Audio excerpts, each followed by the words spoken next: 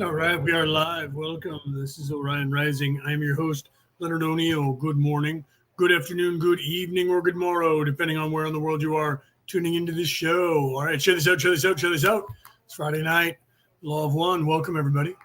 Share this out, share this out. Let me pull down that overlay that I have up there on the screen. Got that overlay up there. Take that down. There we are. There's my ugly mug. All right, let me put me up in full screen here for right now. Today's Friday night. It is the Law of One. Welcome aboard, everybody. Okay. Like I said, share this out, share this out. If you're out there in the world and you're tuned in, say something in the chat. Otherwise, I just see numbers. That's all I see. Okay. It's Friday night. Like I said, the Law of One. You can see we're up on the screen. We're actually on session number 97 this week. So we're getting close to being at the end of the Law of One. For those of you around the world listening on MP3 broadcast, welcome. Episode 97 or session 97 of the Law of One of 106. So it won't be too many more weeks and we'll be done with the Law of One completely for the second time. All right, guys, welcome. Okay, like I said, share this out, get everybody in here. Wait a minute, I need to get away from where I am here and go over into the chat so I can see people that are here. Brooke, welcome. Okay, so like I said, if you give me a shout out in the chat, otherwise I don't know you're here. And share this out, get some people in here. Okay, so it's the Law of One. We finished session 96 last week. So I'm going to go ahead and start with the session 97 of the Law of One. I don't think there's anything crazy going on. I think the full moon was just here. I didn't even look at that. I've been busy working, running around, doing things. So, okay. All right, guys, let me do a sound check. And you guys let me know that we're okay with the Law of One. And we'll just go ahead and get started on that instead of sitting around. Because like I said, I think I missed the full moon. I didn't even look at that. So I'm not sure what's going on. And we don't need to talk about any politics or anything like that. Denise, welcome. So we'll just do a sound check and start on session 97 of the Law of One. So let me pull that up into full screen there so that you guys can see it on your screen in full screen, right? So you can see there I'll do a sound check. You guys let me know if you can hear it okay, all right? So this is session 97, September 15th, 1982, the Law of One. I am Ra. I greet you in the love and in the light of the one infinite creator. We communicate now. Question 97.1. Questioner, could you first please give me the condition of the instrument? Answer, I am Ra. It is as previously stated. Question 97.2. Questioner, what is the situation with our fifth density negative friend? Answer, I am Ra. It is as previously stated. Question 97.3. There's Rob being a little bit snarky again, right? Joanne, welcome.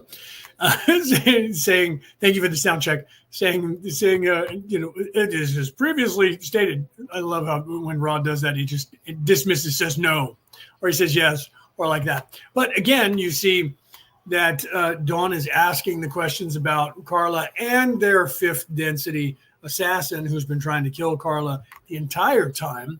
That they're channeling this. So for the 2.5 years, I think it was 81 to 84, but I think it was 83, late 83. I think it was early 84. Still, it was late 81 to early 84. That's crazy, trying to have somebody assassinate you the entire time, right? Okay, so let's go ahead and continue with this without wasting too much time, and then we can get into the actual questioning, right? When Ross stops being snarky. All right, so let's continue. Questioner, I've been doing some consideration of the appearance of the hawk and have made this analysis of the birding card number 3. The bird is a message from the higher self, and the position of the wings on card 3, one pointing toward the female, indicates that it is a message to the female acting as catalyst for the mind. The position of the downward wing indicates that the message is of a negative nature or of a nature indicating the inappropriateness of certain mental activity or plans. Would Ra comment on that? Answer, I am Ra. See, now remember here we started in detail talking about the tarot cards that Ra introduced into the this planet, 12,000 years ago in Egypt. And that's the reason that we have all of the tarot cards and the playing cards that we use.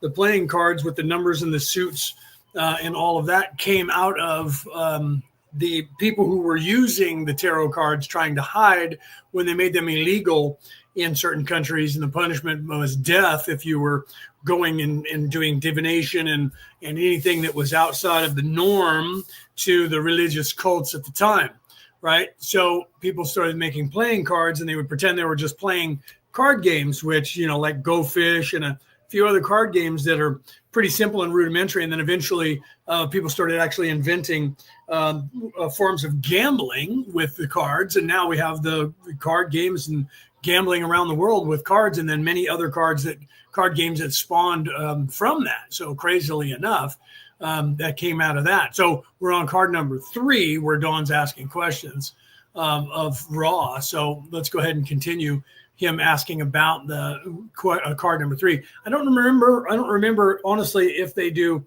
every single card in the 22 deck, but Dawn is pretty thorough, so he might. Right. However, this is a good time for those of you who are interested or know about the tarot cards to actually, Bo, welcome, Penny, welcome, to actually ask questions about tarot cards. Right. Okay, so let's go ahead and continue here. No. Question 97.4. Questioner, is the reason for this lack of comment the first distortion? Answer, I am Ra. This is correct. Question 97.5.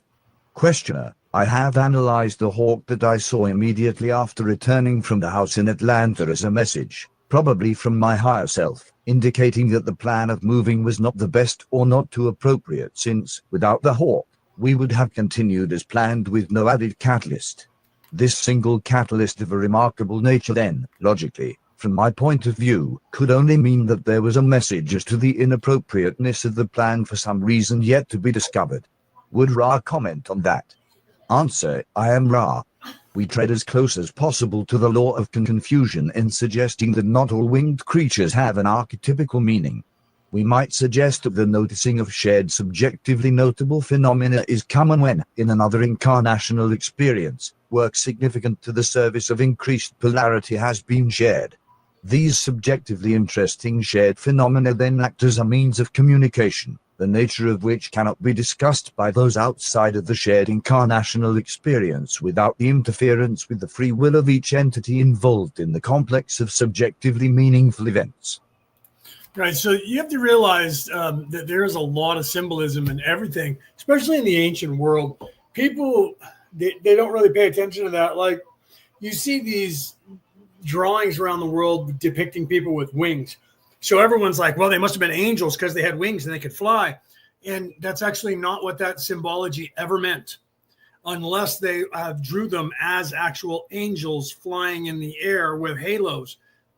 Because the truth is that 90% of all of the people throughout history that were drawn with wings meant they had the ability to fly. It did not mean they had wings on their back and that they could fly. It meant that they flew in craft. They had the ability to fly from the sky and to land on Earth. They didn't always draw the actual craft that they used. However, you see that a lot with the Hindus over in India, drawing the Vimanas and the different spaceships that they drew that they got from looking at the people. So you see them.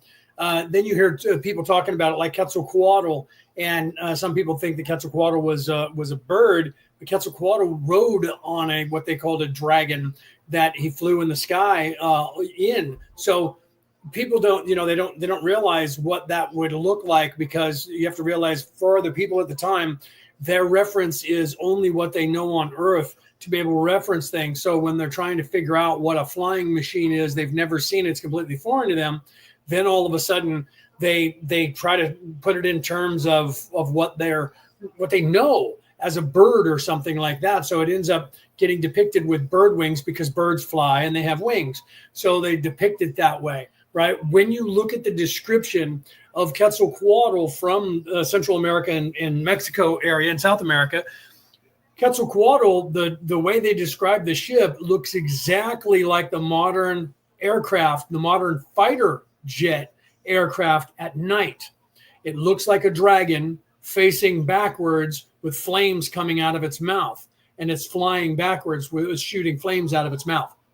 they actually look like that. If you look at what a dragon would look like, and then you freeze it in the position of having wings, and then being able to see the jets flying out of the back. You can't see the fire flying out of the back in the daylight from any fighter aircraft, or any aircraft for that matter, and especially the fighter aircraft, because they actually have a blue flame that you can't see during the day, but at night, when the sun is down, the blue sky doesn't obscure that flame, and you can see the flame that comes out of it, and it looks like a frozen dragon flying in the air, shooting fire out of its mouth, going backwards, being propelled by that fire.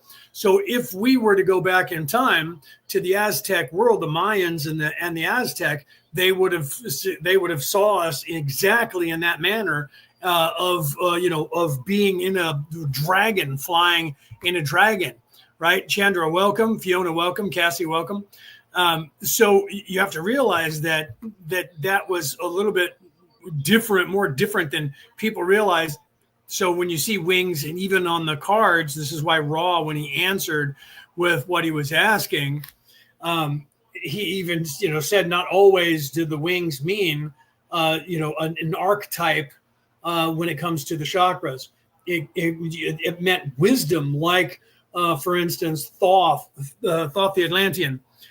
They depicted Thoth a lot of times with the head of a hooty bird, right? And people assumed that they had Thoth had a bird head, and that he had a human body. And people say that a lot, where they had these animal heads, where they must have done surgery because they were aliens, and they were cutting off the torso and putting animal torsos on humans. That is worse than anecdotal. It is folly, because those depictions were of a typecast, of an archetype. Those were actually an archetype. So for Thoth the Atlantean, being depicted with a hooty bird as his head depicted wisdom. Okay, like we would say a wise old owl. So somebody being depicted with an owl head doesn't mean that they chopped off the body and it was an actual owl that was doing the thinking. But that's what people are thinking that are uneducated when it comes to the ancient times. And the same goes for seeing any figure drawn with wings on their back. Everybody immediately assumes they flew down here from space because they were angelic and they came down with wings on their back and landed. And there has not been any depictions of anyone that they have said these people literally had wings and flew down out of the sky. They were saying they had the ability to fly, and most of the time they were in some sort of aircraft, some sort of spacecraft when they got here. That's been figured out by scholars, right? So you have to see that most of if people are not knowledgeable or not educated, and they're interpreting the past, they do the same thing. If you're looking at the past and you have no knowledge of the past, you're going to look at things through the eyes of what you can draw on as your memory or as your experience. And that's how you're going to try and describe things. So for instance, here, let's look at the North American continent in back in the 40s, 30s, 40s, 50s, all the way up till now. They looked up and they saw something in the sky that was round, and it was shaped like a saucer, which is a small plate that you would put a teacup on or a coffee cup on. And so if it's turned upside down, that was the shape of it. So what did they say? A flying saucer, because it reminded them the only thing that they could describe that image of what that thing was a saucer-shaped craft. Again, that is people around the world trying to describe something and coming to the same conclusion that it looks like a saucer upside down. Or a frisbee. If you take a frisbee and you throw it upside down, it looks like that. So the same thing. So then there was this other craft that people see that are cylindrical and very dark, matte black cylindrical with the abrupt edges on it, meaning that it looks like a cigar that someone cut the ends off of. So what do they say? They say that was a cigar-shaped aircraft or spacecraft that we saw in the sky. Okay, so now that's how we depict it. Again, the closest thing that we can come up with our little minds is a cigar with the ends cut off, and that's how we describe that. Then come forward in time to the 80s and the 90s and the 2000s, and there was this spacecraft that was down in San Diego, flying around the military. And you guys have probably seen pictures if you've been on my page, or in my group, Ancient Aliens Worldwide on Facebook. You will see that we had the videos and the images that came from the Department of Defense and the U.S. Navy and the Air Force, showing all of that. And what did they call that? Well, it was round, and it was a slightly oblong and white shape that it looked just like the mint, a Tic Tac. So they call it the Tic Tac spacecraft. So again, we're describing things in terms of what it looks like with our description, based on what we know, based on our reality. So the same thing's going for everything, and that's where Dawn is asking a question about these wings, and he's applying it to the knowledge of, well, we've been talking about archetypes. These wings must depict an archetype. Ra's like, no, not everything that has wings is an actual archetype or representation of a chakra. It could just be something else and something for you to ponder. Usually it means flight or wisdom. And it's something that you have to interpret. So if you're a card reader and you read tarot cards, even if you don't do it for a living and you have multiple decks, you're used to doing that anyways, because the decks are all basically the same. They're all the same archetypes in the same exact order as any of the other archetypes, but they have different images on them with different names, depending on whether you're doing an angel deck or a fairy deck or a gnome deck or a whatever the deck is. They're all still the exact same archetypes. They're just going to have different images representing those archetypes. And Don doesn't understand that currently in his knowledge, because he's not a card reader. So he doesn't understand that stuff so much. And so he's asking questions about the images. Because he's a scientist, he wants to be very thorough. So it's not that he's coming and he's making assumptions. He's asking questions based, again, on his knowledge. We see the universe not for how it is. We see reality not for how it is. We see everything through the eyes of how we individually are. So we can only base all of our decisions on all of the culmination of all of our memory and experiences that we have as individuals. So you have to kind of take that into account when you're learning anything. When I was in philosophy, when I was in college, in Philosophy 101, the precursor to all philosophy, one of the things that I was taught by a monk, by the way, he was dressed up, in the whole brown monk outfit with a belt that was a rope tied around his waist, not a joke. He came, and I was actually a monk as well. Eventually being knighted by the church, and I have a picture of me somewhere. I'll have to find it, dressed up like Friar Tuck. So he literally was teaching that, and he was teaching us that to truly understand or understand the knowledge of philosophy or a philosophical thought or a religious thought or text or anything, you have to learn who the person was that wrote it in the time period that they wrote it, and know the time period that they wrote it to figure out the motivation behind what they're saying and the metaphors used or the descriptions used, because it's going to be completely 100% based on that person's memory and experiences at the time. So say when Nostradamus writes things in the 1500s in France, he's a Frenchman in France in the 1500s, and his references, except for when he's looking into the future, his references are going to be his references from his life in France at the time. His motivations are going to be the same. So you have to realize that. So when people are describing something, you have to learn those people and what motivated them to write that and what they were looking at the time, to fully, truly be able to understand exactly what someone is talking about at the time. This is the precursor to philosophical thought, is that you need to understand that philosophy, what that depicts, what that means. Some people say that philosophy is a Greek word that means the study of, say, a religion. It's not, or the study of knowledge, but it doesn't actually mean that. It was a concept word, and it meant, the philosophy literally meant the love of knowledge or the knowledge of love. Okay, so you have to realize that's how much the Greeks felt about knowledge. Knowledge to them was no different than love.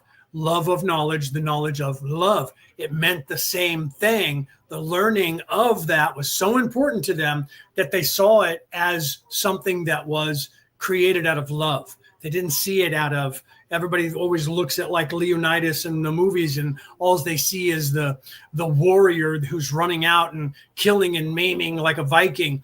And that's all they see. Why? Because that's being depicted that way by a modern group of people who want the Vikings to be warlike, the Greeks to be warlike, and that's the only part of the Greeks they teach, or the Vikings that they teach in the world today, in all societies. Why? Because you're growing up in a world-dominated societal structure that is a singular, monotheistic, religious-based, male-based God figure that is a warlike. Okay, and so you have that in Christianity, you have that in Judaism, you have that in Hinduism, you have that in Muslim. All of those are based out of the same ideology, and that's the biggest four religions on the face of the earth that makes up almost 3/4 of the population of the planet. They're all male-dominated, monotheistic religions that are masculine men, and all the women are, and the femininity is pushed aside. So you get a slant towards that when you start looking in a philosophical or religious context. You start getting slant from those people in that direction because they're trying to keep everybody. It's the modus operandi of the Orion Crusaders. They're trying to keep everybody in a low vibrational pattern in your mind. And warlike. So that's why all the religions that are here today, most of them are male dominated, even the ones that are not. Okay. So Christianity was not, Jesus was not the male God dominated God. And they want you to believe that he wasn't even married to Mary Magdalene. Mary Magdalene was supposed to carry on the church. Mary Magdalene was supposed to be the veneration of the church itself and the feminine to help round out everything. They eliminated her and women from that religion, and then stormed into the south of France and murdered 2 million people to try to control that narrative. When Mary showed up there and started the spirituality, you can look that up in the book Holy Blood, Holy Grail. You can look that up in Dan Brown's book, The Da Vinci Code, which was based on in four different books: the Templar Knights, Mary and her Knights, the Book of Mary Magdalene, and the Holy Blood, Holy Grail, which was also based on all of those books and older books. So Dan Brown got a hold of those and wrote a what if story that became a what if movie that also talks about that.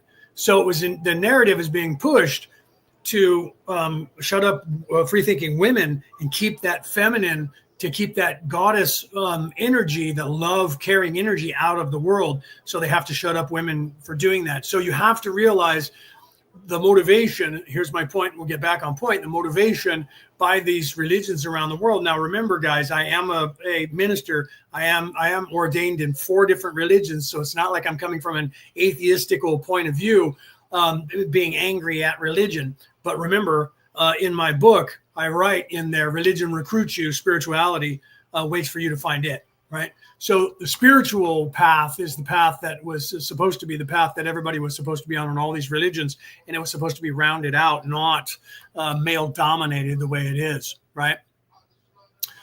So, but yeah, Cassie said Don is a scientist who's asking the questions to Ra. So so you have to realize that he is a scientist, and that's why he's doing that, because he wants to get clarification to what's going on in there. And so it's nothing wrong with Dawn asking these questions, because you have to ask questions to make sure that you can fully round things out. And that's my point, right, of that. So let's get back. Let's go ahead and continue here. Question 97.6. Questioner, can Ra tell us the source of the unusual odor in this room this morning? Answer, I am Ra. There are 2 components to this odor. One is, as has been surmised, the decomposing physics. Yeah, Denise, because Denise was asking the question about, I'm always thought that it was Dawn. No, it's Dawn, D-O-N, Dawn. And and Carla is his wife, and she's the one that's actually channeling Ra. And so Dawn, and he's a nuclear physicist, he is the questioner. And then you have, I'm not sure who it is right now currently, that started out with Leonard, and then he left the group, and they got another guy that was the scribe, and I can't think of his name right now, who's actually writing everything down and recording everything. So Carla is the one who's channeling, and Dawn, D-O-N, is not Dawn, but Dawn, a man. He's the one asking the questions. Okay, let's continue. Vehicle of one of your second density redentia. The second is an elemental which is attempting to take up residence within the putrefying remains of this small creature. The cleansing of the room and the burning of the incense has discouraged the elemental. The process of decomposition shall, in a short period of your space-time, remove the less than harmonious sensations provided for the nose. Question 97.7. Questioner: I find myself presently in a difficult position of decision, primarily because of the appearance of the aforementioned hawk upon our return from Atlanta. The only objective of any value at all is the work that we are doing, which includes not only the contact but communication and dissemination of this material to those who might request it. Since a move was connected with that, and since the hawk was, to me, obviously a function of that process, I am presently in a quandary with respect to the optimal situation, since I have not yet definitely decided on the significance of the hawk or the advantages or the efficaciousness of the move, and do not want to create any process which is basically irreversible if it is going to result in a lack of our ability to be of service to those who would seek that which we are able to manifest in our efforts. Would Ra comment on that situation? Answer: I am Ra. The questioner presumes much, and to comment is an infringement upon its free will. We may suggest the pondering of our previous comments regarding the winged creatures of which you speak. We repeat that any place of working, properly prepared by this group, is acceptable to Ra. The discrimination of choice is yours. Welcome, Penny. I don't know if I said welcome to you. Welcome, Reese. Welcome. Let's continue here. If you guys are out there and you're listening and you don't say anything in the chat, I don't know you're here. I just see numbers. So if you want to say hi, I'll give you a shout out and tell the world your name, that you're in the audience. Otherwise, I just see numbers playing. All right, let's continue. Question 97.8. Questioner: are there any items in the first 4 cards not of Ra's intention that we could remove to present a less confusing card as we make our new drawings? Answer: I am Ra. We find much material in this query which would constitute repetition. May we suggest rephrasing the query? Question 97.9. Questioner: possibly I didn't phrase that the way I meant to. We had already determined the items that should be removed from the first 4 cards, and my question was, had I missed anything that should be removed that was not of Ra's original intention? Welcome, Cody. Hi. Wanted to say hi because you said hello in the chat. Wanted to make sure I mentioned you. All right, let's continue. Answer: I am Ra. We shall repeat our opinion that there are several concepts which, in each image, are astrologically based. However, these concepts are not without merit within the concept complex intended by Ra, given the perception by the student of these concepts in an appropriate manner.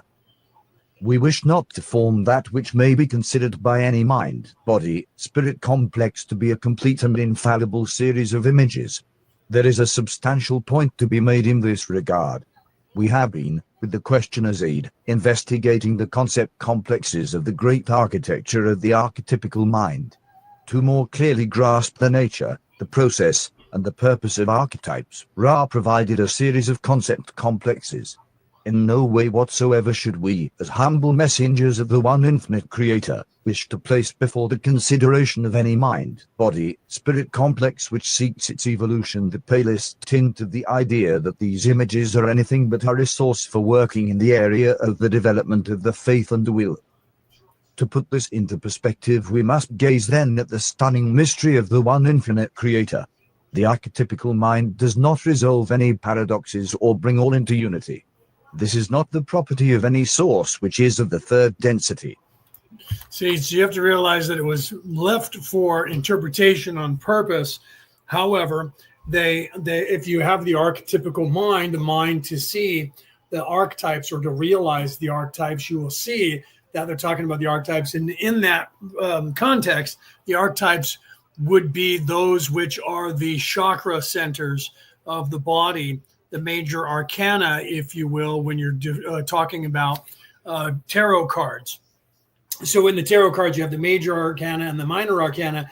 In your body, you have the major arcana, the 7 chakras, and the minor arcana, which are all the other chakras that are at every point in your body where you have like knuckles, anything that bends, wrists, elbows, shoulders, knees, ankles, hips, even your spinal column. Those are all minor chakras. Those are all minor arcana.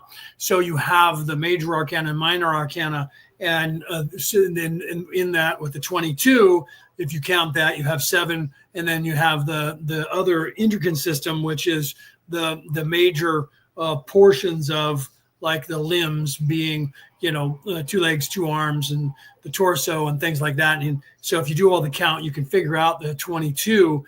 So the major arcana and the minor arcana, but they're talking about the chakra centers and what they represent in there. So there was also some stuff that was supposed to stimulate your thought processes to get you to contemplate further, like we do with, say, 3 of swords or 3 of cups in some of the cards.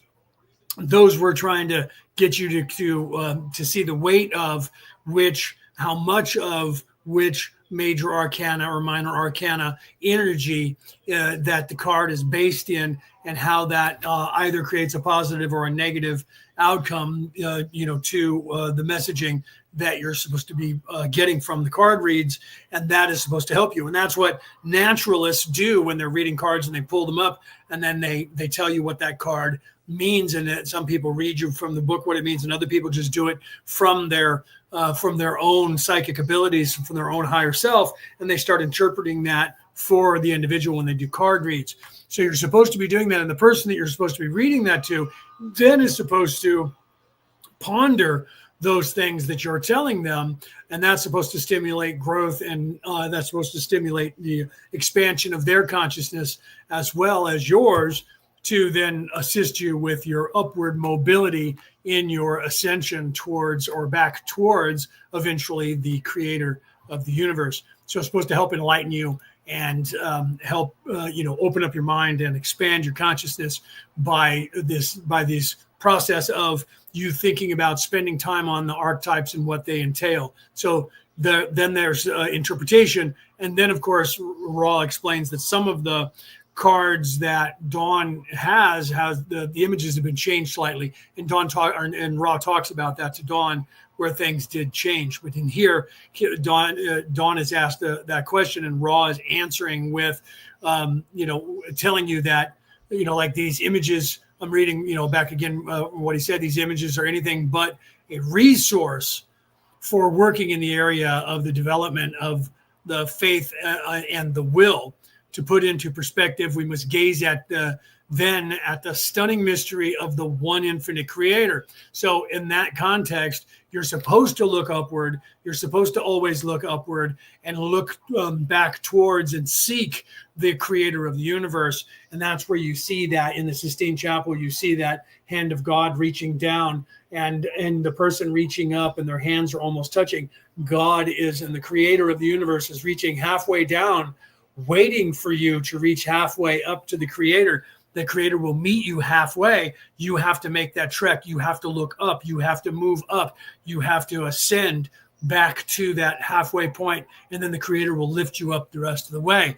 That's why then he goes on to say the archetypical mind does not resolve any paradoxes or bring into unity. This is not the property of any source which is of the third density. Okay, so that is, again, it's supposed to be internalized in your inner being, in your beingness, not somewhere outward in the third density or third dimension, but within yourself and introspectively within yourself. Okay, so let's continue. Therefore, may we ask the student to look up from inward working and behold the glory, the might, the majesty, the mystery, and the peace of oneness. Let no consideration of bird or beast, darkness or light, shape or shadow keep any which seeks from the central consideration of unity. We are not messengers of the complex. We bring the message of unity. In this perspective only may we affirm the value to the seeker of adepthood of the grasping, articulating, and use of this resource of the deep mind exemplified by the concept complex of the archetypes. See, so again, you're supposed to look at this stuff and you're supposed to look at that perspective, right? So the message of unity in this perspective, only may we affirm the value to the seeker of the adepthood of the grasping, right? So the grasping of these concepts, right? Articulating and use of this resource of the deep mind, exemplified by the concept complex of the archetypes. So this was supposed to be a tool to aid people in the understanding or understanding of archetypes and looking in towards yourself. So again, introspective, not extrospective. So internalize, not externalize. And you're supposed to be doing it. You're supposed to learn that if you're in service to others, you learn that everything is within you, that the universe is even within you. You are not the thinking mind. You are not the pain body. If you are living in the flesh and you are self-serving, then you look at everything externally. Everything. This is your world. This is the world. That's all there is this place, 3D. And so the cards for those people, the tarot cards, the archetypes, it was a way to teach people what these archetypes were and what these chakras were and what they represented to your personage, to your beingness, to help guide you. We talked about this last week and the week before, to help guide you into your ascension and in introspectively looking at yourself and realizing that there is the lower chakras, which is the third dimensional plane, and the upper, the lower three and the upper three chakras, which is the spiritual plane of existence, and the heart chakra, which balances both and runs both. And that's the 7 chakras. And when you choose whether you're living in third dimension in service to self or living in fourth dimension in service to others, then you move into those categories of the ruling from those 3 chakras, either the lower 3 or the upper 3, respectively. And then the heart rules both. And that's the yin and the yang, the Vesica Pisces. That's where the crossover happens, where you see the white and the dark and the white. That's the heart. So if you put those together, that becomes the heart chakra superimposed over those major arcana. And that's what the cards were supposed to be teaching. And some people got it in different perspectives, in different interpretations around the world. And my book talks about that.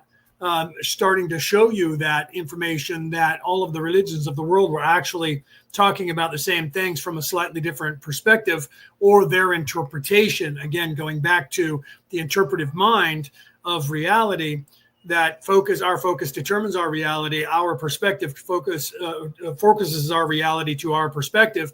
And that's where you have the differences in these religions. And they're always semantical. The differences are always perspective from a particular people in that culture and how they want things to be done. And they also change the name of the god or the goddess or both to the gods and goddesses that they have, claiming that they're the right ones and the real ones. And then they claim everybody else is false. They do it to this day. So if you're a theologian, you know this, but if you're not, you don't realize that. So if you've taken courses or you've gone to a theological college, you start to realize that about religion. You start to realize that once they take a look at things, when they take it from a spiritual standpoint and then they move it into a religion, that's when they start adding their semantical reasons. You can't say God's name in vain. You can't draw a picture of God, or you can't say, you can't look at God. Those things could be punishable by death. And, Moses comes down from a mountaintop with 10 laws from God, and the Hebrews have 6,000 laws now. So the humans got involved and they started checking off other laws to control people the way that they wanted them to worship things in a certain perspective. So Jesus comes along 1,000 years later, 2,000 years later. Jesus shows up and he starts saying, you guys are missing the point. And they start telling Jesus, you can't say those things because it's a law. And that's, famously when they said that, Jesus, they said, you can't say that's the law of Moses. And Jesus said, I am the law of Moses. Not because he was Moses, not because he was God who told Moses these things, but because he was sent by God to remind the people that you're missing the point completely into what's going on. You're supposed to be looking into it from a spiritual standpoint, not a physical religious standpoint. And Jesus was trying to tell people that. So was Muhammad, so was Moses, so was Marduk, so was Thor. Every single person in every religion who is the savior character has been doing that. So you need to look at that. Most people don't know that. And that, let's segue to that. That is why Jamie, welcome. I didn't say hi to you when you popped in. That is why I wrote, my book talking about that, right? So let's get into a commercial for my book real quick because you got to pay the bills, right? So here's the reality about reality, returning to the old ways. What is the reality about reality? Returning to the old ways. It is a comprehensive book about what is really going on here on this planet. It talks about the true spirituality that the controllers who think they own this planet have been keeping from you for thousands of years. It explains to you the knowledge that you gain from the universe itself when you live the way the prophets of the world throughout time told us how to live. Eat right, meditate, take care of yourself, treat others right. All the things they originally told us to do, but the controllers have removed from right in front of our eyes. The way to ascend to heaven. The reality about reality. Returning to the old ways. On sale worldwide online now. Okay, so let's continue with the law of one. Question 97.10. Questioner, thank you. Card number 5, the significator of the mind, indicates, firstly, as I see it, simply a male within a rectangularly structured form, which suggests to me that the significator of the mind in third density is well bounded within the illusion, as is also suggested by the fact that the base of the male is a rectangular form showing no ability for movement. Would Ra comment on that? Answer, I am Ra. O student, you have grasped the barest essence of the nature of the significator's complete envelopment within the rectangle. Consider for the self, O student, whether your thoughts can walk. The abilities of the most finely honed mentality shall not be known without the use of the physical vehicle which you call the body. Through the mouth the mind may speak. Through the limbs the mind may affect action. Question 97.11. Questioner, the entity looks to the left, indicating that the mind has the tendency to notice more easily catalyst of a negative essence. Would Ra comment on that observation? Answer, I am Ra. This is substantially correct. All right, so you have to realize, again, the left-hand path and the right-hand path, and we talked about this last week, and I've talked about this many times. The left-hand path is the self-serving path. The right-hand path is the service to others path. That is why it is universal, and or it is that way because it's universal. People don't realize that when you get information from your higher self or your guides, you're always going to get it from the right-hand side. If you're getting information from the left-hand side, you need to be careful with that unless it is you that's doing it. Otherwise, it's going to be your ego that's doing it. It's going to be negative information or negative in stature. Nobody's the other way around, okay? Nobody is the other way around. Everyone says, well, I hear things all the time from the left-hand side. Well, you need to be careful of that, okay? Because it's universal. Nobody's backwards. It is universal. It's one of the things, like the true knowledge, enlightenment from the universe is universal. So when you start ascending, you get to a point where the knowledge that you gain, either in service to self or in service to others, is the same knowledge that all other beings gain in those categories, being in service to self or in service to others. Okay, you don't get both. If you're in service to self, you start getting that package of knowledge opening up to you, self-serving. If you're in service to others, you get that knowledge opening up to you. You don't get both. There is nobody the people who say, well, I'm neutral. They're not really neutral. They're pretending they're neutral, and they're telling people that they're neutral because you can fool humans. The universe knows the difference. You can't fool the universe. The universe knows what you're doing and what you're really up to. You can't fool God. You can't fool the creator. No matter how much you want to try and fool yourself and say that. So there are certain things that are universal, whether people like them or not, whether people agree with me or not, doesn't matter, because eventually as you start to ascend one way or the other in service to others or in service to self, you're going to realize that is the way that it is, because that's the way it's been set up. It's not something that I made up. It's not something that I'm trying to interpret. It's something that everyone realizes at a certain time period in their development. It's just the way that it works. I would love to say that we could all just make up our own stuff, but the reason you're supposed to learn these things so that you know the difference between right and wrong, you know the difference between good and evil, you know the difference between light and dark. Those things are cut and dry on purpose so that you will know them going forward. And so in the physical sense, everything is open for interpretation because we have free will down here. But eventually you start to realize that things are a certain way in the universe because that is the way that they were created by the creator of the universe. So it's more linear than people think. It's you know what I mean? You have free will in certain areas, but then eventually that free will is guided one way or the other. But you still have the free will to interpret and experience things 100% individually. And that's the whole purpose within parameters. And that's the whole purpose of the creator, to try and then go crazy and learn all these new possibilities. That's why we are all individuals with our own ideology and our own way of interpreting.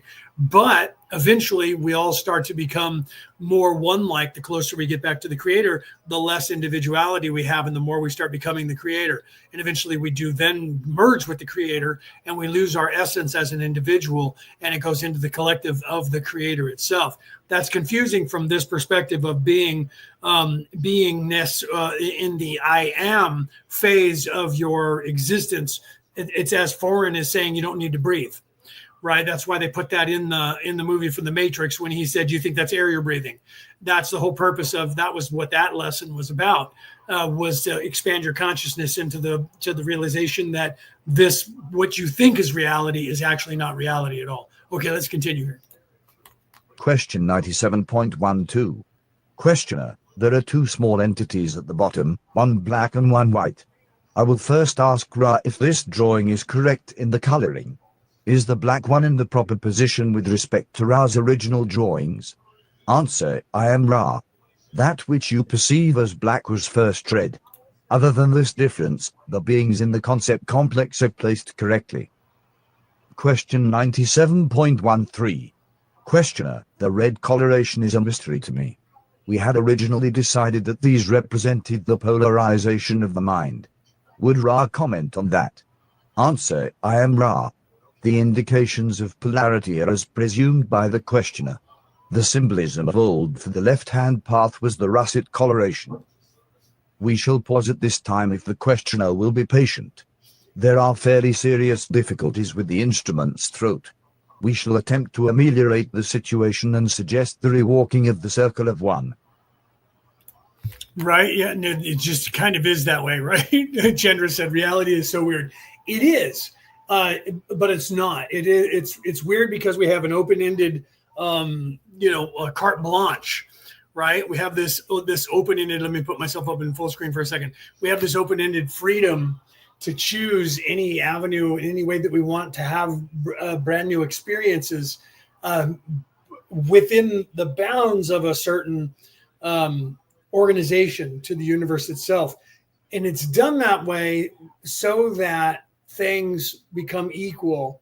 Things have to be equal, so you have to have a balance. And the only way that you can do that is you have to have a closed circuit. You have to have a control mechanism that keeps things within a certain boundary so that nothing gets out of control. Meaning evil can't truly take over the universe. Meaning good can't truly take over the universe. There has to be a natural balance that happens. There's an ebb and flow to everything in the universe, a pendulum, if you will, where things will realign, and that's where you get chaos theory that played out in like the movie with the dinosaurs. I can't think of the name of it right this second, but the Jurassic Park, because in there you had Jeff Goldblum's character, who was a scientist, who was a considered sort of a radical thinker for back then in the 90s, late 80s, early 90s, with the chaos theory. But the truth is, we know and have examples of that chaos theory playing out in the reality. And that's why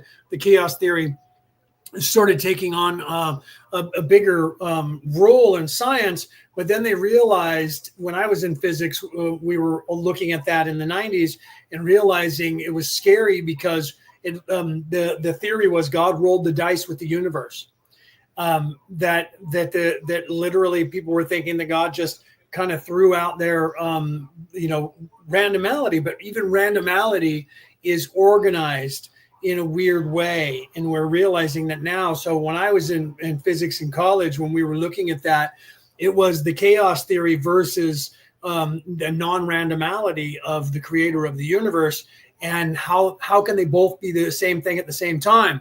And people thought they were opposing points of view. That chaos theory was that there was complete randomality to things, and things could change. For instance, when in that movie where Jeff Goldblum's character was talking about, because we have this that happens, certain animals, fish, and a few others, where if they all have no male in the species that happens to be born, one of the females will spontaneously become a male. They'll change physically to be from a female to a male.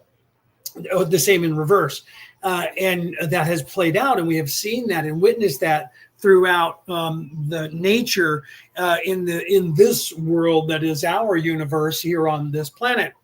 That is the case. So that's the idea of chaos theory, that things can change spontaneously, and it's put into the universal mind to do that. Another example of that was the bubonic plague, the Black Death in Europe, that took place when millions and millions of people in Europe died because that plague that literally infected the world at the time in Europe.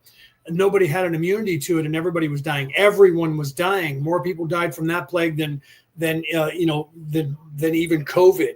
And then when you consider the per capita amount of people that died compared to the population at the time, it was completely catastrophic. It would be akin to all billion Chinese people dying in a 6-month time period. Not a joke. Okay. So what happened was, and they know this to be true now, what happened was, while that was going on, chaos theory again, natural selection, you would think, and this is where they came up with theories like that, natural selection. What happened was the population of the people in Europe who were exposed to that bubonic plague spontaneously, overnight, all of the people changed, their physical body changed, and they were immune to the disease, and they passed that gene on to everyone that all their offspring. So, okay, that's not a joke. That's a proven fact. You can look it up. So they don't know what triggered that. And so chaos theory says it was needed to save the population. So there's something inherent in the universe that said the human population can't die off. Not from this. So something changed. People that, ancient aliens people want to say, well, aliens came down and did that. Yeah. Some of them say that aliens came down and tried to kill the people off. Right, the Grim Reaper came out of that. You should look up that. So there was something that happened spontaneously that saved the human race at that time from a disease that was created spontaneously. Other things happen spontaneously. Ra has talked about that. If an alien force comes down to Earth physically in spacecraft, then literally the population of the Earth, even the people that are evil who hate the rest of the population, or even people that are at war with each other, will then realign together to defeat somebody that is coming to invade. Even people who hate each other and that are at war with each other, they'll stop. They'll realign with each other to change the course of history. Why? No one understands how that happens or why it happens, but it is a dynamic that does actually happen. So you have to realize that again goes to the viewer created reality. That again goes to the idea of things being already ordered on some level. So the universe itself is really weird. Getting back to what Chandra said, it is very weird. It's very chaotic, right? Thank you, Penny. Penny noticed, she just saw that I put the books up here. I didn't do that. Brooke did that. I thank her for that. She's in the other room listening to the show. Brooke put those up there for me. She said, why don't we have these books up here? And I said, I don't know. Let's do that. So she did that and made sure that I was sitting at the right place here to make sure that the books were up on the shelf behind me that you guys could see. So, and I'm like, why didn't I do that last year when I published the book? I don't know. Maybe Brooke wasn't in my life because she wasn't back then to say, hey, why don't you have the books up there? Okay. So, but thank you, Penny. For those of you listening on the MP3 broadcast, you guys can't see that because you guys don't, in fact, have the video. You can just hear my voice, right? Organized chaos, Jamie. Yes. So it's really weird that the universe is, and that's where it kind of blows both of those theories out of the water of the chaos theory and the organization or the Darwinian effect if you know anything about Darwin, it kind of throws all that out. So you can't have one side without the other is the point that we were getting at. Like you can't have the yin without the yang. You can't have the light without the dark. You can't have right without left. You can't have left without right. You can't have up without down. You have to have those things. You have to have good and evil. You have to have light and darkness. So that means you have to have chaos and order at the same time. So it's an ordered chaos or a chaotic order, right? So the yin and the yang becomes the Vesica Pisces, which is the circle that has the center that is together. The yin and the yang is that. The dark is in the light and the light is in the dark. That is, if you turn it upright, up and down, that is the chakras. The upper three chakras and the lower three chakras are the two circles, bottom three chakras, top three chakras. And then when you line them this way and you put them together, the seventh chakra or the sixth chakra that is here, which when some people would, if you count it, is the fourth chakra, but it's actually number 6 because the first chakra is actually the number 3. But we won't get into that. That is in my book, and I'm covering that in my next book that I'm writing currently. But that you can read that from Thoth in Thoth the Atlantean, from the Emerald Tablets of Thoth, where Thoth talks about those gods that rule the archetypes, and their names are 3, 4, 5, and 6, 7, 8, 9. So it's 3 through 9, not 1 through 7. But the overlapping is the heart chakra. The heart chakra rules the upper 3 and the lower 3, depending on where you exist, either living in the flesh in service to self or living in the spirit in service to others. So the universe reacts the same way from these archetypes. And so there's this weird order and weird chaos at the same time. And that's where you get like the ebb and flow of a river that if you look at it from the top down from space, it sort of looks like it's just easily moving through things. And the closer you get to the river itself, the more you realize how jagged the surface is that the river is flowing through, but how it's not jagged at the same time. So that's where you get your fractions and fractals, which is the yin and the yang, which is the visual and spiritual portion, the flesh and the spiritual portion of reality itself. And they're starting to realize that in science now with fractals and how beautiful the spirals are in the fractal area, which is the feminine energy, which is the spiritual energy. So if you look at a landscape, you have both happening at the same time. This order, this beautiful order to like a tree trunk being round or but then at the same time, the tree has this leaf that is very sharp or jagged. So you have both this chaos and this order at the same time that happens in the universe that makes the universe a beautiful place and rounds that out, because you have that in all aspects of everything. The golden mean ratio, as opposed to the Fibonacci sequence. The Fibonacci sequence is the squares and the triangles, the sharp edges, and then the golden mean ratio is that arc that is that beautiful spiral that goes around the outside edge of those things. That is the difference between masculine and feminine energy, the Kundalini and the Kundabuffer energy in the universe. The knot, the Celtic knot work, which is 2 energies, man and female, masculine and feminine, Kundalini, Kundabuffer, Kundalini being masculine, Kundabuffer being feminine. That is in everything in the universe. And once you start to realize that, the order to the chaos or the chaos to the order, the love of knowledge or the knowledge of love, becomes synonymous with all of that in working together. Okay, let's continue. Let me get back here, put this up into full screen, and let's continue with the law of one. The circle of one was rewalked and breath expelled 2 feet above the instrument's head. Question 97.14 answer, I am Ra. Please continue. Question 97.15. Questioner, what was the nature of the problem? Answer, I am Ra.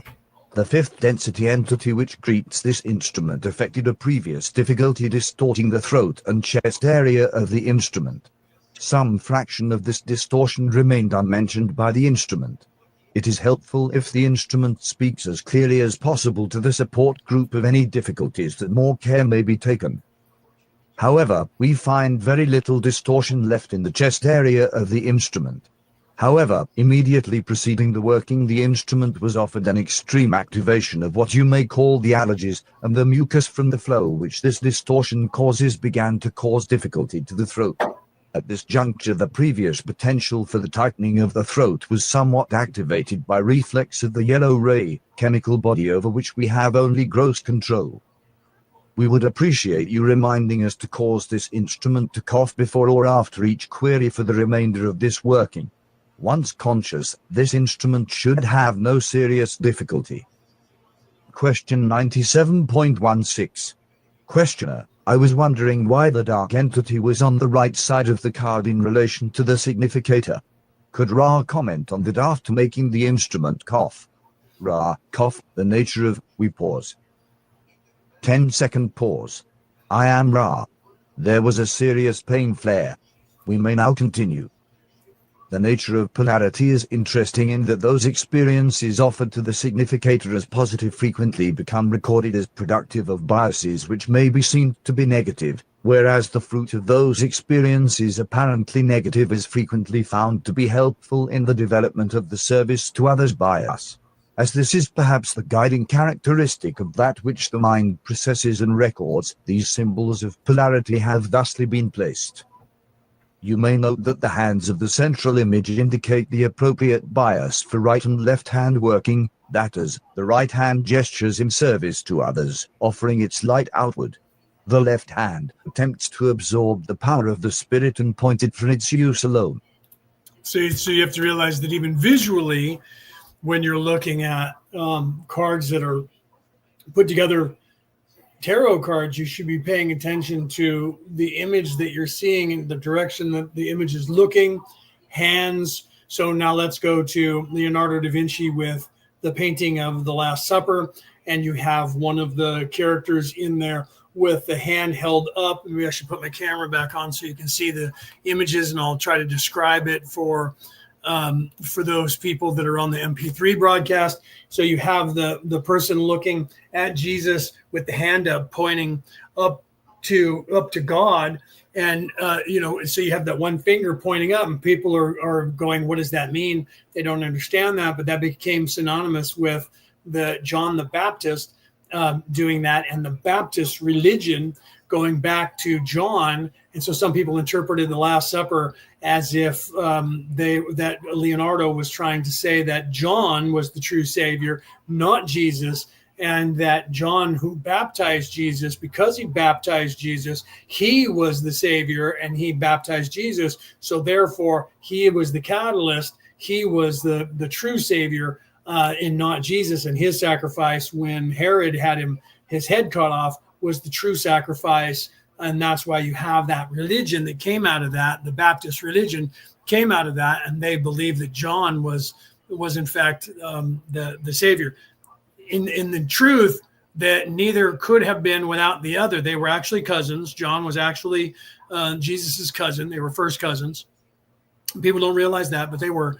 And it had to happen exactly the way that it did for that to be solidified, because Jesus had to have been chronicled, had to have been talked about prior, and John did that, talking about the coming of Jesus, then baptized Jesus, and that was the symbolic baptizing of John or by John, and that is the symbolic oil within you, the Christ oil within you, being baptized of John, not by John, but of John, and John being the illumination. And that's where the Baptists went further with that and said that John was the actual illumination. But then Jesus, after he's crucified, after he's baptized by John or of John, is then crucified, dies, and 2.5 days later, or the third day, rises from the dead. And that's where the Christ oil is crucified in the brain as it's laying dormant, but it's baptized of John, and it's now merging the masculine and feminine energies of the Kundalini Kunda buffer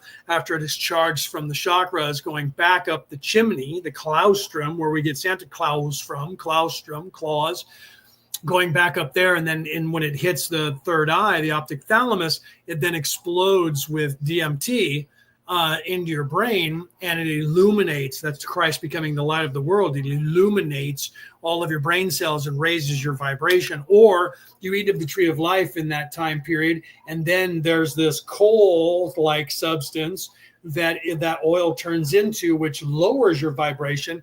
And that's where you get the Santa Claus story of if you're good, for goodness sake, meaning in service to others, Santa rewards you with a present, the illumination. That's the chimney. The chimney going up and down the chimney is going through the claustrum. It's also the Kundalini buffer energy that is going up and down your spine. It's the sword and the stone, by the way, that King Arthur drew. The stone is the lower part of your vertebrae in your back that is fused, and the spine is the Excalibur, and the Excalibur was in there in the stone, and only those who can draw the stone, or those that are pure of heart, can draw the sword out of the stone, which is drawing the oil out of the stone, which is where the oil goes to mix together, is down in that base in your spine, and then it comes back up, and those who are pure of heart then get illuminated. That's where the whole story of King Arthur comes from as well. It comes from the same sacrifice and learning of the Christ oil within yourself, and being a good person and in service to others and becoming illuminated. Then you become king-like, and you become more illuminated and more upright. And that's what all of that is all about in all of the religions. Or you have the opposite, which is the living in the flesh and the like. Okay, so let me put this back up in full screen. And so you have to realize that you're supposed to be pondering that and moving into that understanding or understanding, and all the religions are the same. Even with Thor being, the prayer to Thor is, Thor, use your hammer to crack the sky.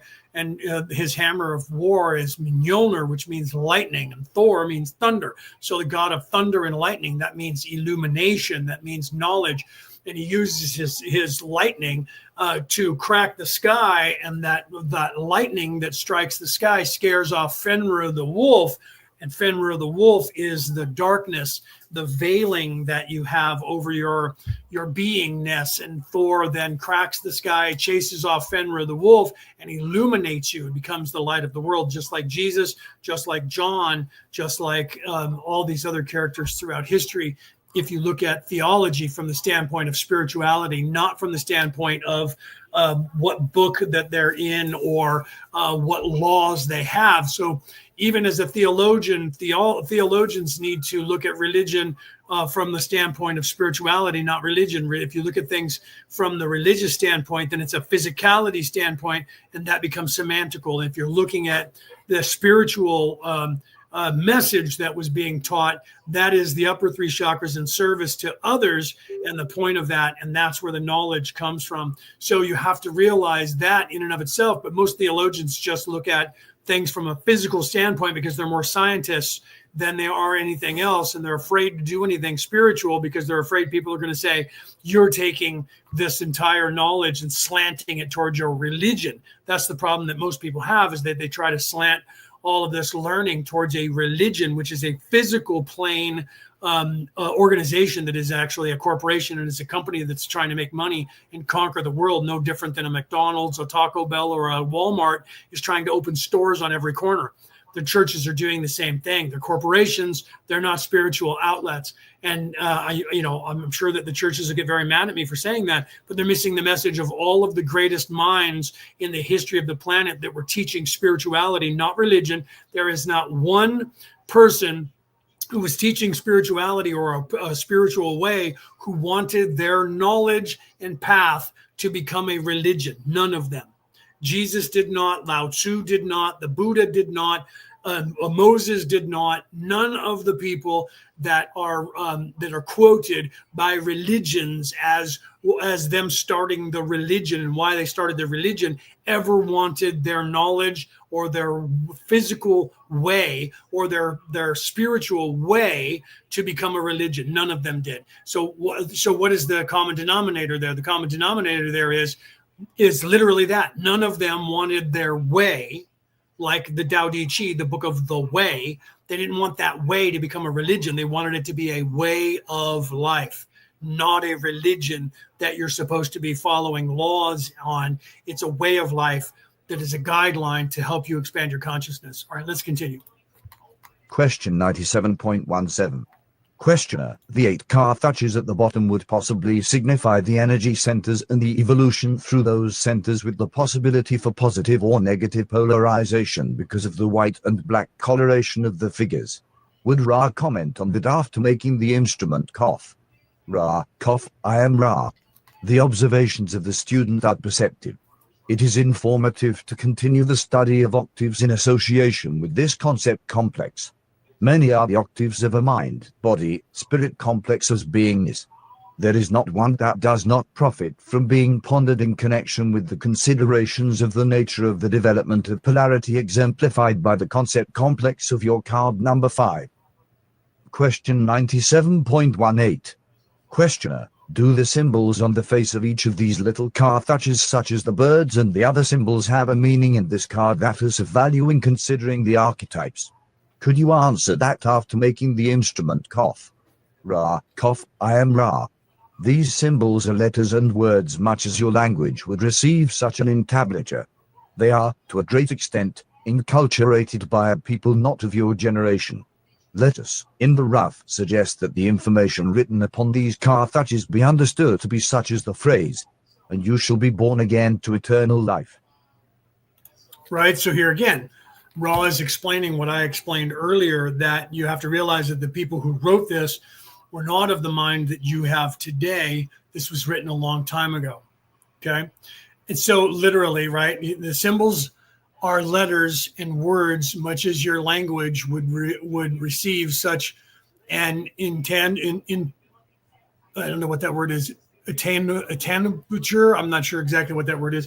They are, to a great extent, right, from people not of your generation, right? Let us in a rough suggest that the information written upon these Carthuches, and they're trying to say cartouches, but they're saying it wrong, cartouches, be understood to be such as the phrase, "as you shall be born again into eternal life." So they're trying to show you, you have to realize that there are cartouches coming from Egypt, and the cartouches were usually like a person's name or something that is about that person, or a concept. And the concept here that they're referring to is this cartouche was saying, "and you shall be born to eternal life."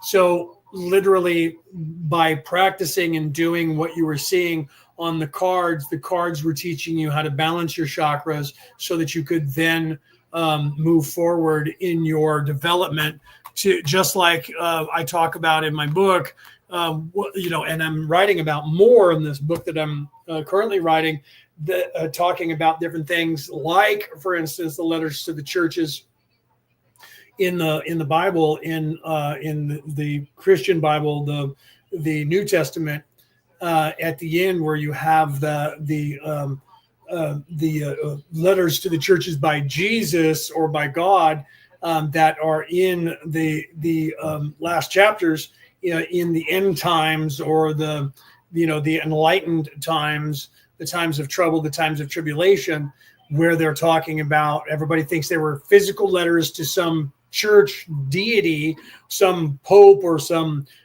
clergy, a priest or something in a church in a place, because they said to the Church of Philadelphia.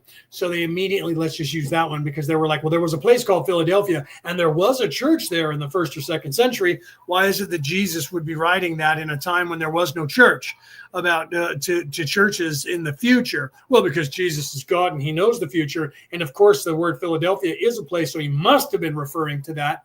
And I'm breaking that down in my new book, showing you how the names of the churches, first of all, there's 7 of them, 7 chakras. The names of the churches coincide with the chakras. And I show you that. I'm breaking that down. And that book will be out next year or the year after. By the time I get it done and published, we'll figure that out and we'll get it out there. But I'm talking about it now. So people will probably rush out and try and get it out there before I get it out there, because I talk about it too much. But it doesn't matter as long as it gets out there. So the churches, the letters to the churches in Revelation, the revelation of Jesus, is literally, the people didn't edit it out because they didn't understand it. They assumed it was a physical thing with physical churches in a physical time, that, let me put myself back up in full screen, that people would be looking for, because people who are in service to self always look for the land of milk and honey. It must be a place that we have to find, the fountain of youth, We must find that. It's a place where there's a drinking fountain where you drink and you'll live forever. We have to find that, and they go across the world looking for it for lifetimes, and they never find it because all of the knowledge of the universe that you're looking for is within yourself. Okay? So you have to realize that in that, like the Revelations, the letters to the churches, if you look at them and you look up what does the red ray root chakra mean, what does it represent? What are the archetypes that it governs in the root chakra? What does that mean? And then you read that first letter to the first church and you look up the definition of what that word means, not the location of a church that was in that city 2,000 years ago, but what that word meant in either Yiddish, Hebrew, or Sanskrit at the time that was written. You'll find that had a definition that represented and does represent the red ray root chakra, the first letter to the first church. And if you then read it from that perspective of what does the red ray root chakra entail, and if I balance that in the spiritual way, what do I need to do? And if I balance that in a physical way, self-serving way, how would that look? And then when you read that letter to the church, you realize that where God is saying, if you do this, you're in my good graces. If you don't, I detest you and I don't like you and I'm angry at you because this is what you're doing. You realize balancing the chakra in service to others or balancing the chakra in service to self is what that is being told to you about. So it is literally no different than reading the Egyptian Book of the Dead, where there's this spell you have to cast to make it to the afterlife, to make it to heaven. Otherwise, if you don't know the name of the gatekeepers, 7 of them, by the way, 7 chakras, and if you don't know the true name of them and you don't know the spell to them, meaning you don't know what you need to know to balance that chakra, then you will not get through the gate and move to the next gate. So that entire book from the Egyptians was about, and that spell was about balancing your chakras, taking that knowledge with you, and they would write these spells out and they would bury it with the person holding on to the scroll so that they would have that knowledge in the afterlife so they would make it to heaven. It's the same thing. It's balancing the chakras or not. And if you didn't know how to balance the chakras, you didn't get to go to heaven. So people don't realize that's what that stuff means, but it does. It means exactly that. And that's what you're supposed to ponder. And these are assisting you with these books, not the books, but the cards in these decks are supposed to be assisting you into opening up your mind so that you learn about those things, how to balance your chakras or how to read the archetypes and figure out how that is helping you govern you to help you make decisions so that you can then move forward in your journey to expand your consciousness and to move in an upward manner, either in service to self or in service to others, so that you can then ascend in one of those two categories. Question 97.19. Questioner, thank you. I thought that the wings on top of the card might indicate the protection of the spirit over the process of evolution. Would Ra comment on that after having the instrument cough? Ra, cough, I am Ra. We shall end this session for we are having considerable difficulty in using the sympathetic nervous system in order to aid the instrument in providing sufficient of your air for its respiration. Therefore, we prematurely suggest ending this session. Is there any brief query before we leave this instrument? Question 97.20. Questioner, it's not necessary to answer this if you want to end right now for the instrument's benefit, but is there anything that we can do to improve the contact or make the instrument more comfortable? Answer, I am Ra. All is well. The support group functions well. It is suggested that the instrument be encouraged to take steps to recover completely from the distortion towards the aching of the throat and, to a lesser extent, the chest. There is no way in which we or you may remove the working which has been done. It simply must be removed by physical recovery of the normal distortion.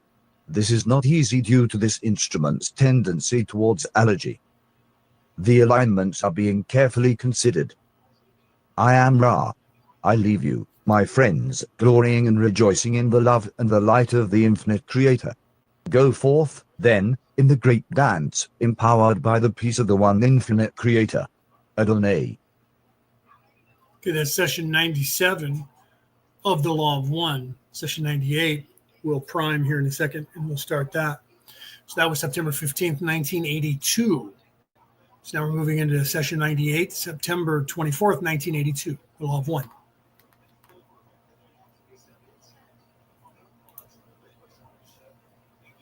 If it I am Ra. There it is. I greet you in the love and in the light of the one infinite creator. We communicate now. Question 98.1. Questioner, could you first please give me the condition of the instrument? Answer, I am Ra. The physical energy deficit has somewhat increased. The vital energy distortions are somewhat improved. Question 98.2. Questioner, we eliminated our meditation prior to the session. Would Ra comment on that? Answer, I am Ra. The purpose of preparation for a working is the purification of each entity involved with the working. The removal of a portion of this preparation has a value determined by the purity of each which takes part in the working has achieved without that particular aid. Question 98.3. Questioner, I had just taken a wild guess that possibly it was during that meditation prior to the working that was used by our fifth density, negative friend to create the allergic reactions and other reactions in the instrument. Was I correct in that assumption, or was I incorrect? Answer, I am Ra. This entity greets the instrument as close to the working in your space-time continuum as is practicable. The elimination of that preparation caused the fifth density entity to greet this instrument at this juncture of decision not to meditate. The greeting does not take what you would call a noticeable amount of your time. Question 98.4. Questioner, was the greeting as effective as it would have been if meditation had been done? Answer, I am Ra. Yes. Question 98.5. Questioner, I have a question from the instrument. It states, could Ra tell us what factors are allowing our fifth density, negative companion to be able to continue greeting the instrument in the throat area as well as with other unusual sensations such as dizziness, the smelling of orange blossoms, the feeling of stepping on imaginary creatures, and what can be done to lessen these greetings? Also, why do the greetings occur on walks? Answer, I am Ra. There are various portions of the query. We shall attempt answer to each. We tread close to the law of confusion, saved only by the awareness that given lack of information this instrument would, nonetheless, continue to offer its service. The working of your fifth density companion which still affects the instrument was, as we have stated, a potent working. The totality of those biases which offer to the instrument opportunities for increased vital and physical strength, shall we say, were touched by the working. The Blu-ray difficulties were not entirely at an end after the first asking. Again, this group experienced blockage rare for the group, that is, the Blu-ray blockage of unclear communication. By this means the efficacy of the working was reinforced. The potential of this working is significant. The physical exercising, the sacred music, the varieties of experience, and indeed simple social intercourse are jeopardized by a working which attempts to close the throat and the mouth. It is to be noted that there is also the potential for the loss of this contact. We suggest that the instrument's allergies create a continuous means whereby the distortion created by the magical working may be continued. As we have stated, it shall be necessary, in order to remove the working, to completely remove the distortion within the throat area caused by this working. The continuous aggravation of allergic reactions makes this challenging. The orange blossom is the odor which you may associate with the social memory complex of fifth density positive, which is known to you as sound vibration, Latwi. This entity was with the instrument as requested by the instrument. The odor was perceived due to the quite sensitive nature of the instrument due, again, to its, shall we say, acme in the 18-day cycle. The sensation of stepping upon the small animal and killing it was a greeting from your fifth density, negative companion, also made possible by the above circumstance. As to the removal of the effects of the magical working, we may make two suggestions, one immediate and one general. Firstly, within the body of knowledge which those healers known among your peoples as medical doctors have is the use of harsh chemical substances which you call medicine. These substances almost invariably cause far more changes than are intended in the mind, body, spirit complex. However, in this instance, the steroids or, alternately, the antibiotic family might be useful in the complete removal of the difficulty within which the working is still able to thrive. Right. So you have to look at, let's start with that last portion of it, and then we'll go backwards from there. So even in the 1980s, there was already contemplation and no trust for pharmaceuticals and pharmaceutical companies giving you medicine that does more harm to you than good. So it's not something that's new. It's not something that people are just now starting to look at. However, you have to look at all of those things that were happening to Carla is the modus operandi of people who are evil, especially those people who are of a higher plane of evil.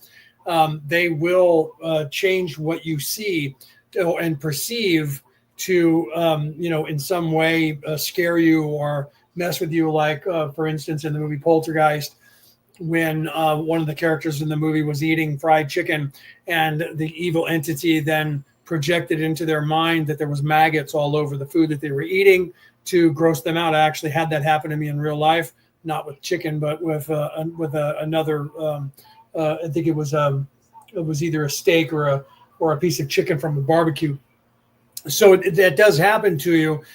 Sometimes people just think it's themselves doing it. They don't realize that it is a dark entity of some sort that is around, that's messing with you, that's attached to you, or the area that you're in, something like that. And it's literally anything that grosses you out or scares you.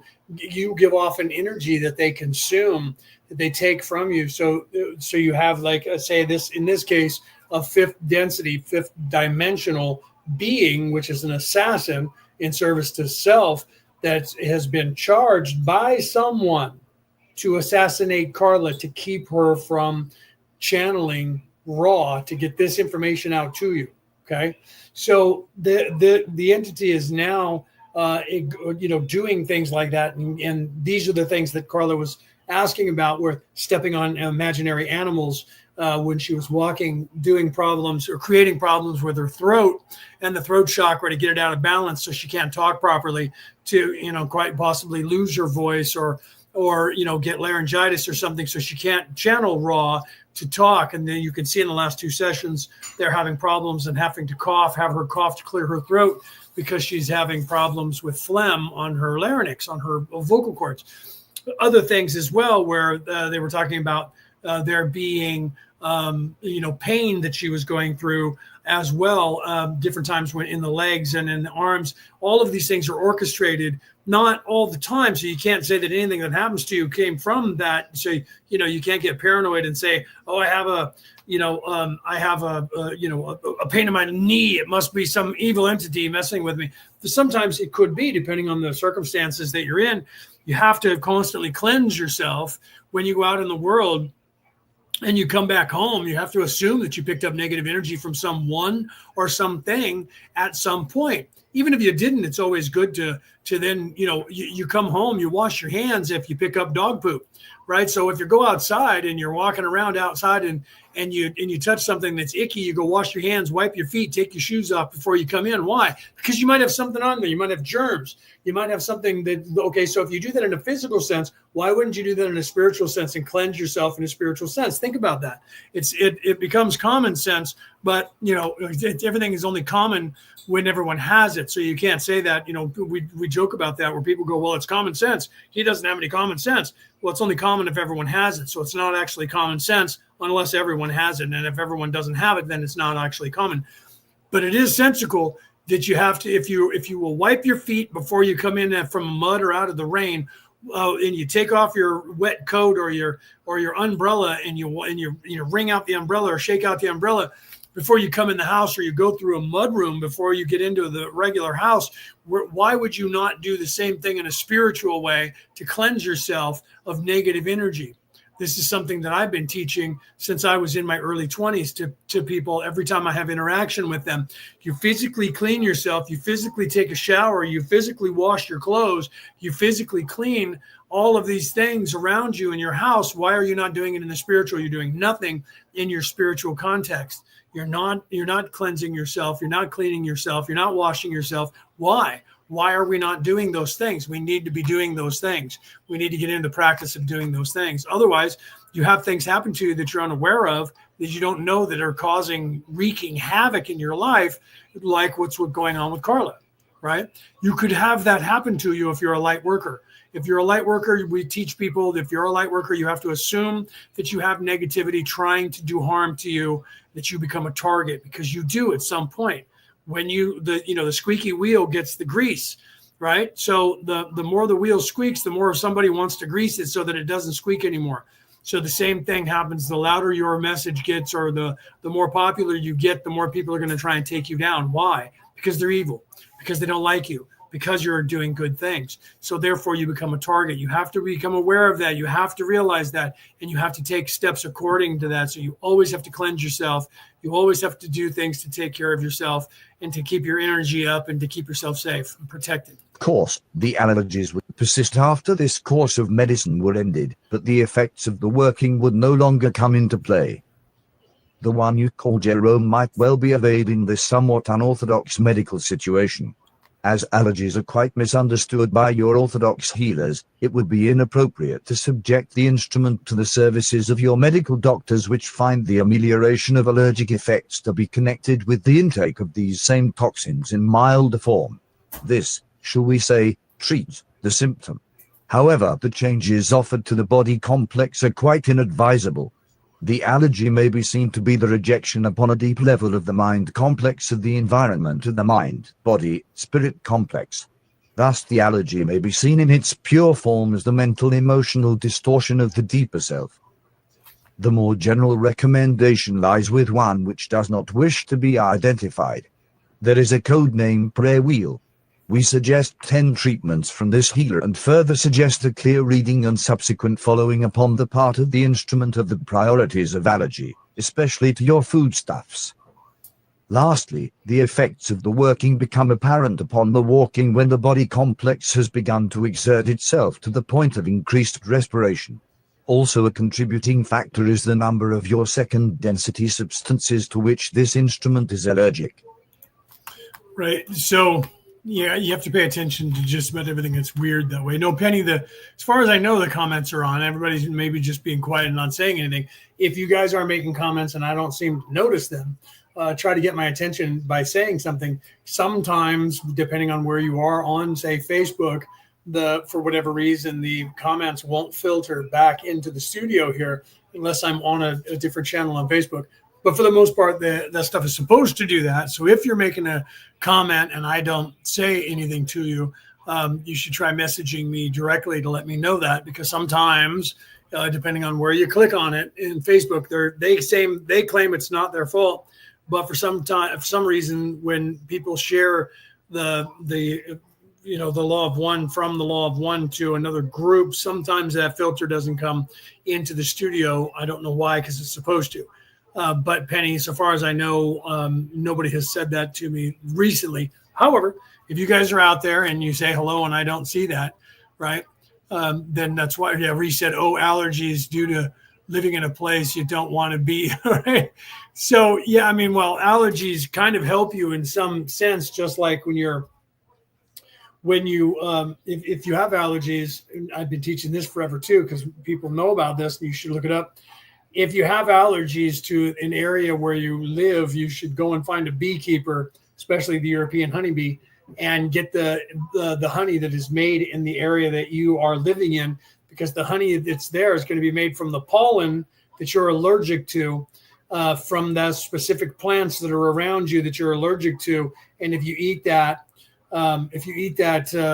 honey, you'll start to become less allergic to the pollen that you're allergic to. So we tell people that all the time. When you move to a new area and you find that you have whatever, allergies, hay fever, whatever, and you can go to a doctor and they can test you and you can find out what it is, or you can just go and find a beekeeper with local honey and get the honey from them and start eating it.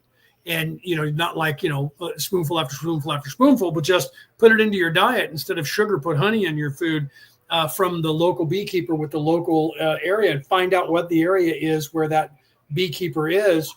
And you'll find that your allergies will then subside. They'll start going away. It's just normal. Unless you have a food allergy, then that's different. But if you just have allergies to plants, grasses and trees and shrubs and that sort of stuff, that pollen is what the bees make the honey out of. So that's a natural remedy for allergies, no matter where you are around the world.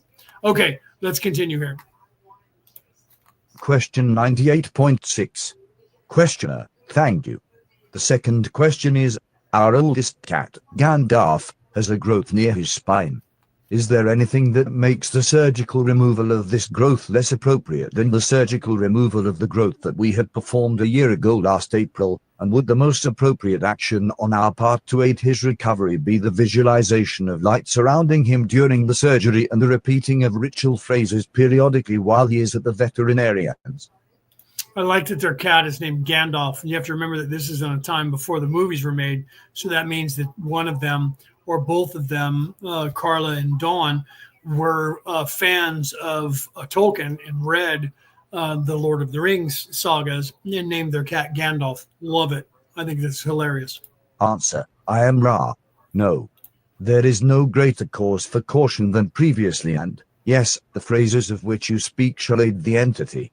Although this entity is, in body complex, old and, therefore, liable to danger from what you call your anesthetic, its mental, emotional, and spiritual distortions are such that it is strongly motivated to recover that it might once again rejoin the loved one.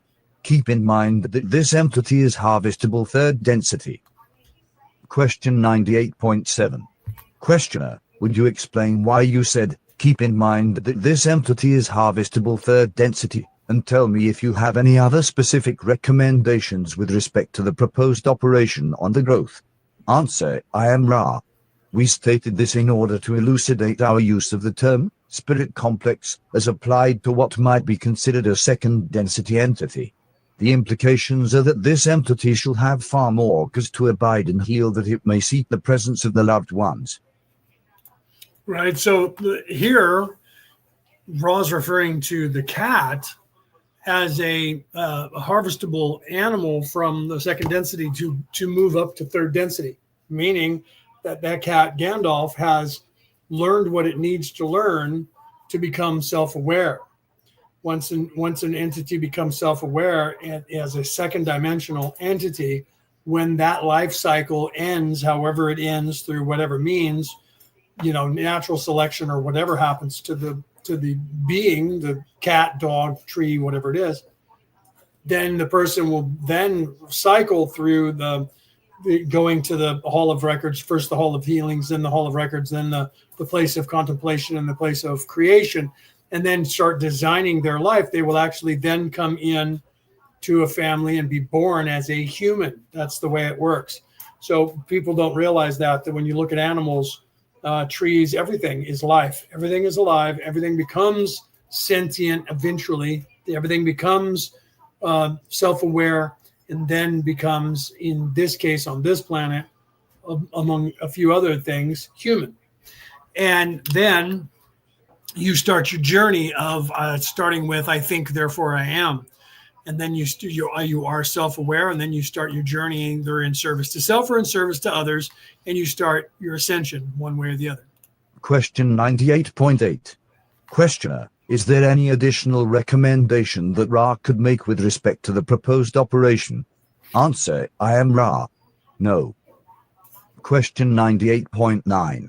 Questioner, I was wondering if I was correct in my assumption for the reason for the growth was a state of anger in the cat, Gandalf, because of the addition of the newer cats in his environment. Was I correct? Answer: I am Ra. The original cause of what you call cancer was the distortion caused by this event. The proximate cause of this growth is the nature of the distortion of the body cells which you call cancer. Question 98.10. Questioner, are there any other cancerous growths at this time in Gandalf? Answer: I am Ra. Yes. Question 98.11. Questioner, can we alleviate those, and, if so, how and where are they? Answer: I am Ra. None can be alleviated at this space-time nexus. One is located within the juncture of the right hip. Another, which is very small, is near the organ you call the liver. They are also small cell distortions under the, we may call it arm, to distinguish the upper appendages on both sides. Question 98.12. Questioner, is there anything that we can do to alleviate these problems that are other than surgical to help Gandalf? Answer, I am Ra. Continue in praise and thanksgiving, asking for the removal of these distortions. There are two possible outcomes. Firstly, the entity shall dwell with you in contentment until its physical vehicle holds it no more due to distortions caused by the cancerous cells. Secondly, the life path may become that which allows the healing. We do not infringe upon free will by examining this life path, although we may note the preponderance of life paths which use some distortion such as this to leave the physical body, which in this case is the orange ray body. Right, so you have to realize at this point, is that something that is, conducive to most people's instinct is to try and save the cat and do whatever they can? Or, you have to then go, well, maybe we should put it out of its misery and let it move on, right? That's a decision for each individual person, right? Now, getting back to reset, it doesn't help me. Right? So eating honey doesn't appear to help Reese with his allergies, which I don't know what the extent of your allergies are, but that does suck. If you can't get past those allergies, maybe make sure that the honey is being made from the local area that you're eating. But if it doesn't help, then it doesn't help. Then that's just not cool. I have some allergies that same thing.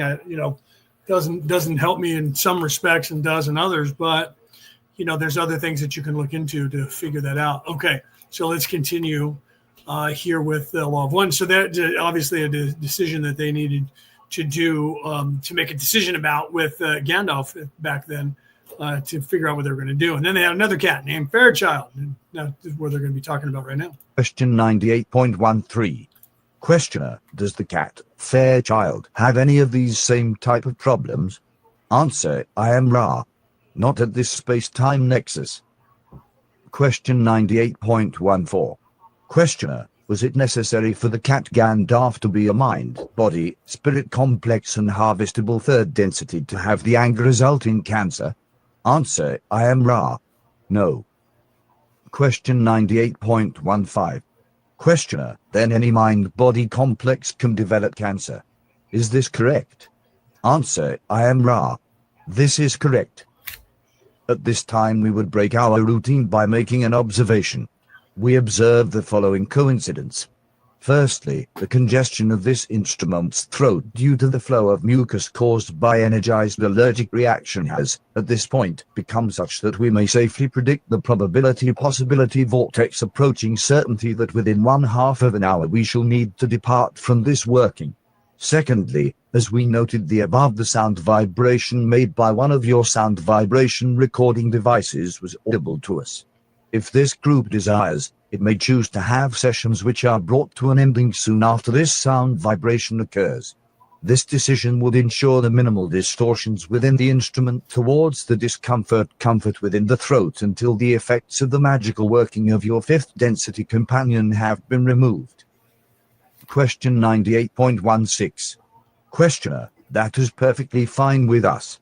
That noise occurs at the 45 minute time period since the tapes are 45 minutes on his side.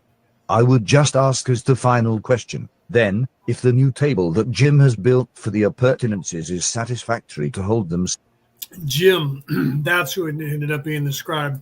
I knew they were going to cover it at some point. I couldn't think of the name of the scribe. Jim. All right, let's continue. Since it will give us more room to walk around the bed, and is it better to leave it in its natural condition, or is it better to coat it with linseed oil, varnish, or paint? Answer, I am Ra. We view this appurtenance. It sings with joy. The pine vibrates in praise. Much investment of this working in wood has been done. It is acceptable. We may suggest it be left either as it is or rubbed with the oil, which also is easily magnetized and holds the profit vibration to a profound extent. Question 98.17. Questioner, I was wondering if this would be an appropriate time to end since the tape recorder clicked some time ago. Answer, I am Ra. This is a matter for your discrimination. The instrument remains open to our use, although, as we have noted, the physical distortions begin to mount. Question 98.18. Questioner, Then we had better close to protect the instrument's physical energy, and I will ask if there is anything that we can do to improve the contact or to make the instrument more comfortable. Answer, I am Ra. All is well. We find your concerns appropriate. We leave you in the love and in the light of the one infinite Creator. Go forth, therefore, rejoicing in the power and in the peace of the one. Adonai. Okay, so we'll let this play and we'll go on to the next session, which will be session 99. So this is 98, September 24th. What if your website's success was only limited by one single thing? Privacy regulations. Had to let that play, right? Session 99, November 18th, I am Ra. 1982. I greet you in the love and in the light of the one infinite Creator. We communicate now. Question 99.1. Questioner, would you please give me the condition of the instrument? Answer, I am Ra.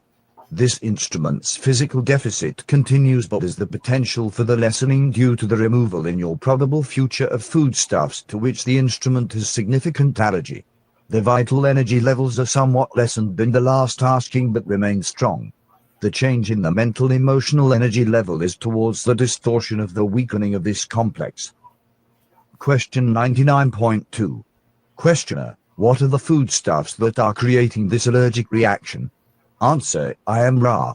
That which you call the buttermilk, though appropriately used in the healing work undertaken for the throat and chest areas, is the substance to which the entity has allergy.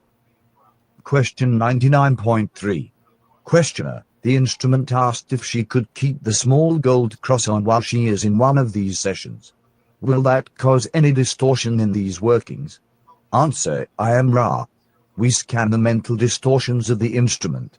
Although the presence of the metallic substances, in general, not recommended in this instance, as we find those distortions weakening the mental emotional complex of the instrument due to its empathic distortions, the figure is specifically recommended for use by this instrument.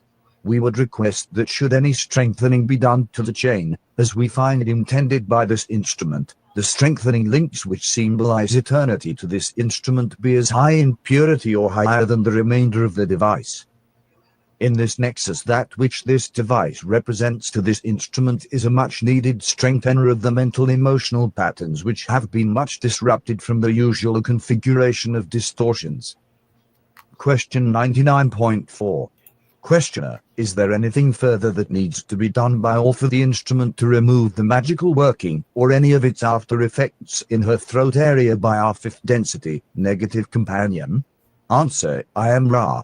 No. Question 99.5. Questioner, finally, I have a question from Jim stating, for the last 2 weeks I have often found myself on the edge of anger and frustration, have had a nearly constant dull pain in the area of my indigo ray center, and have felt quite drained of energy. Would Ra comment on the source of these experiences and any thoughts or actions that might alleviate them? Answer, I am Ra. As in all distortions, the source is the limit of the viewpoint. We may, without serious infringement, suggest 3 courses of behavior which shall operate upon the distortion expressed. Firstly, it would be well for the scribe to engage, if not daily then as nearly so as possible, in a solitary strenuous activity which brings this entity to the true physical weariness. Further, although any activity may suffice, an activity chosen for its intended service to the harmony of the group would be quite efficacious. The second activity is some of your space-time and time-space taken by the entity directly or as nearly so as possible to the strenuous activity for solitary contemplation. Thirdly, the enthusiastic pursuit of the balancing and silent meditations cannot be deleted from the list of helpful activities for this entity. We may note that the great forte of the scribe is summed in the inadequate sound vibration complex, power. The flow of power, just as the flow of love or wisdom, is enabled not by the cherry asterisk conserver of its use but by the constant user. The physical manifestation of power being either constructive or destructive strenuous activity, the power field entity must needs exercise that manifestation. This entity experiences a distortion in the direction of an excess of stored energy. It is well to know the self and to guard and use those attributes which the self has provided for its learning and its service. Asterisk cherry, cautious, careful, wary, fastidious, particular, sparing, frugal, stingy. Question 99.6. So you have to realize that all energies are potentiated by or for people who are both in service to self and in service to others, to be interpreted or used in that respect by the individual, if they're good or if they're evil. Okay. So if you're in service to others, you will then be more inclined to use all energies and knowledge from that angle and perspective. And if then likewise, if you're self-serving, if you're evil, you'll do the same thing. So that's why, I refer back to that where Yoda said, the dark path is easier, more seductive, but once you start down the dark path forever, it will dominate your destiny. That's a warning that if you start doing that, whatever you start listening to, this is the Native American, which wolf do you feed? There are two wolves, and one wolf is the negative evil wolf, and one wolf is the good positive wolf. That is the negative evil, the devil on your left shoulder, and the positive good, the angel on your right shoulder. So whatever you feed, whichever you feed is what you become. So it is it is what you are. So if you are self-serving, you're going to be self-serving, and you're going to feed that. So you're going to be more egoic, and you're going to be more physically minded, living in the flesh, living in the physical, non-spiritual, and all about yourself and in love with yourself. Lower 3 chakras in service to self. If you are in service to others, you will then start to move up into the upper 3 chakras, which is the spiritual kindness, love, caring for not just the world, yourself, but of others. And that will be the positive path. Left-hand side path being negative, right-hand side path being positive, right? Shelley, welcome. Christy, welcome.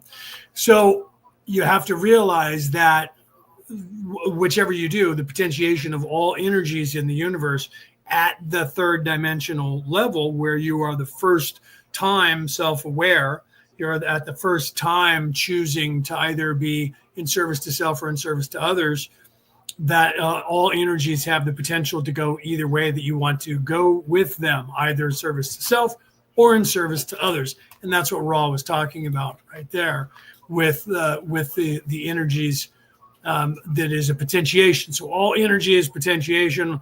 All of that, again, introspectively or externally spectrum, meaning subjective or objective. Subjective being a very physical plane oriented, self-serving oriented, or the astral plane, the spiritual plane being objective, being very internalized, looking within and also looking without at the same time.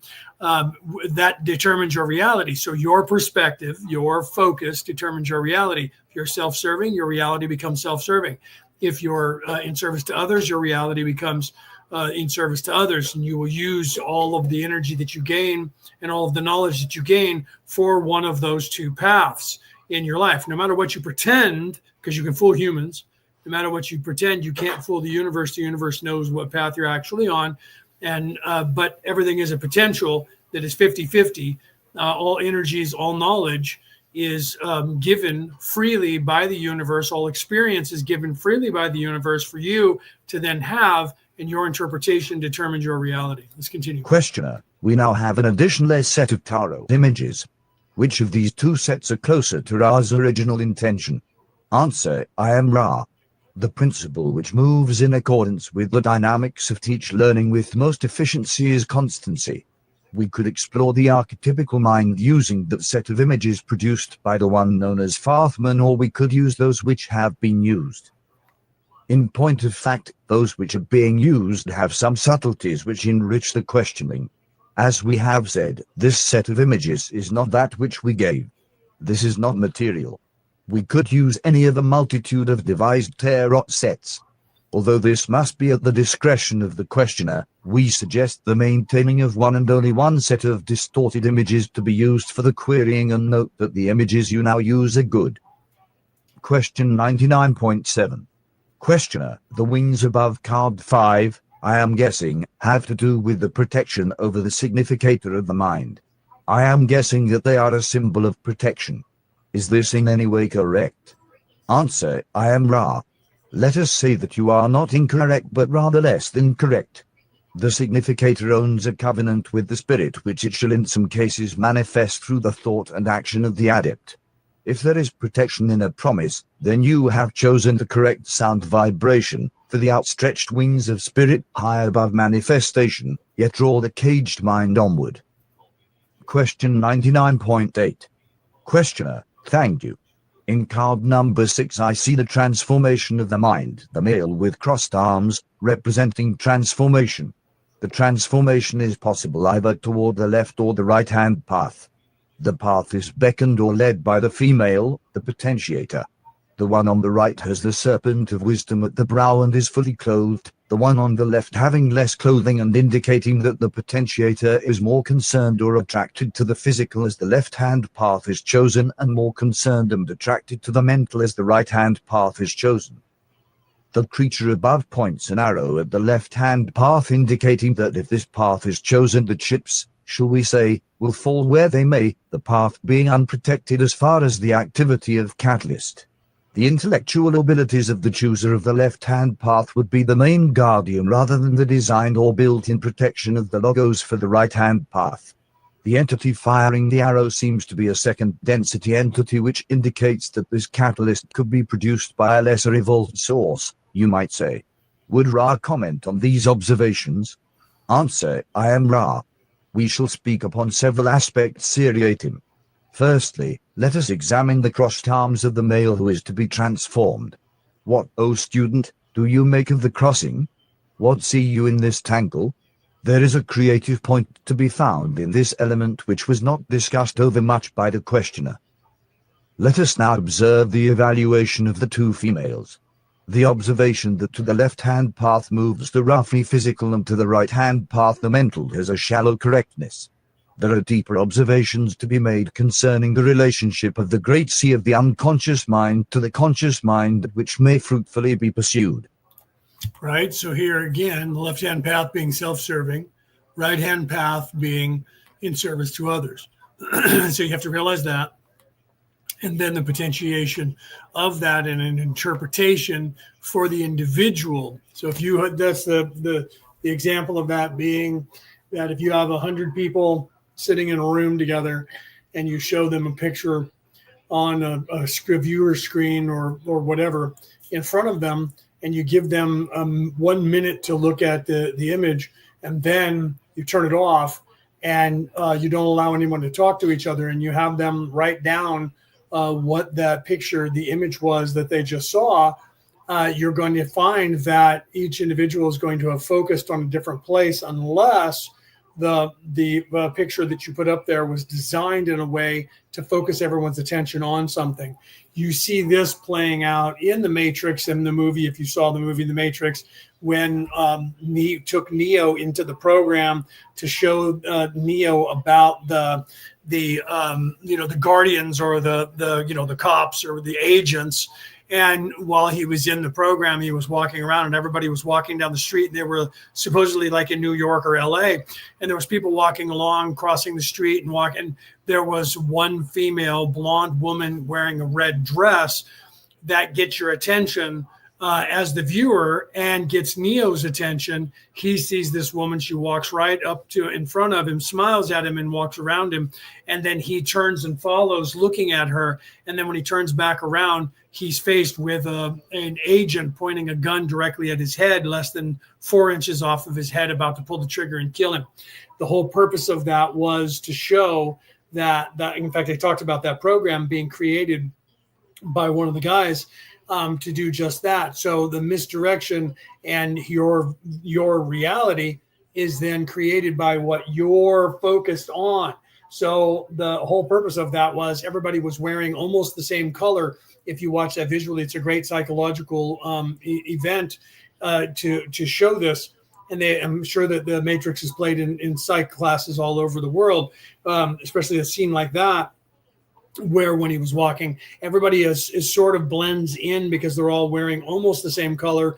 And so it's just the minor differences of a person's face.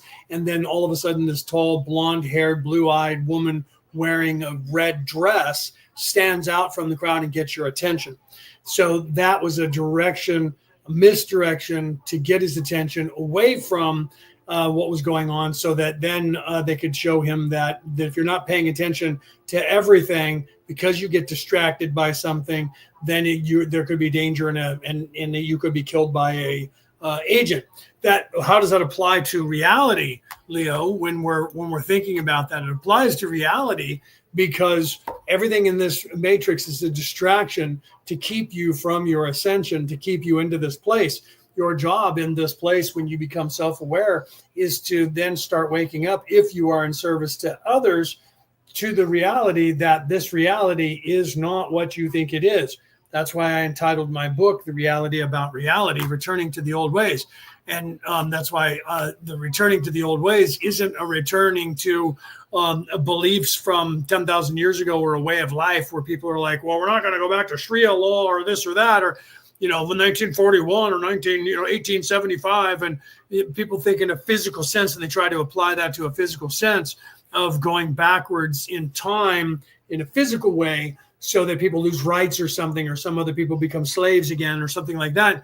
Those are people who are self-serving, and they're not seeing the larger picture of being in service to others, and they're seeing things from a physical perspective only, and not from a spiritual perspective.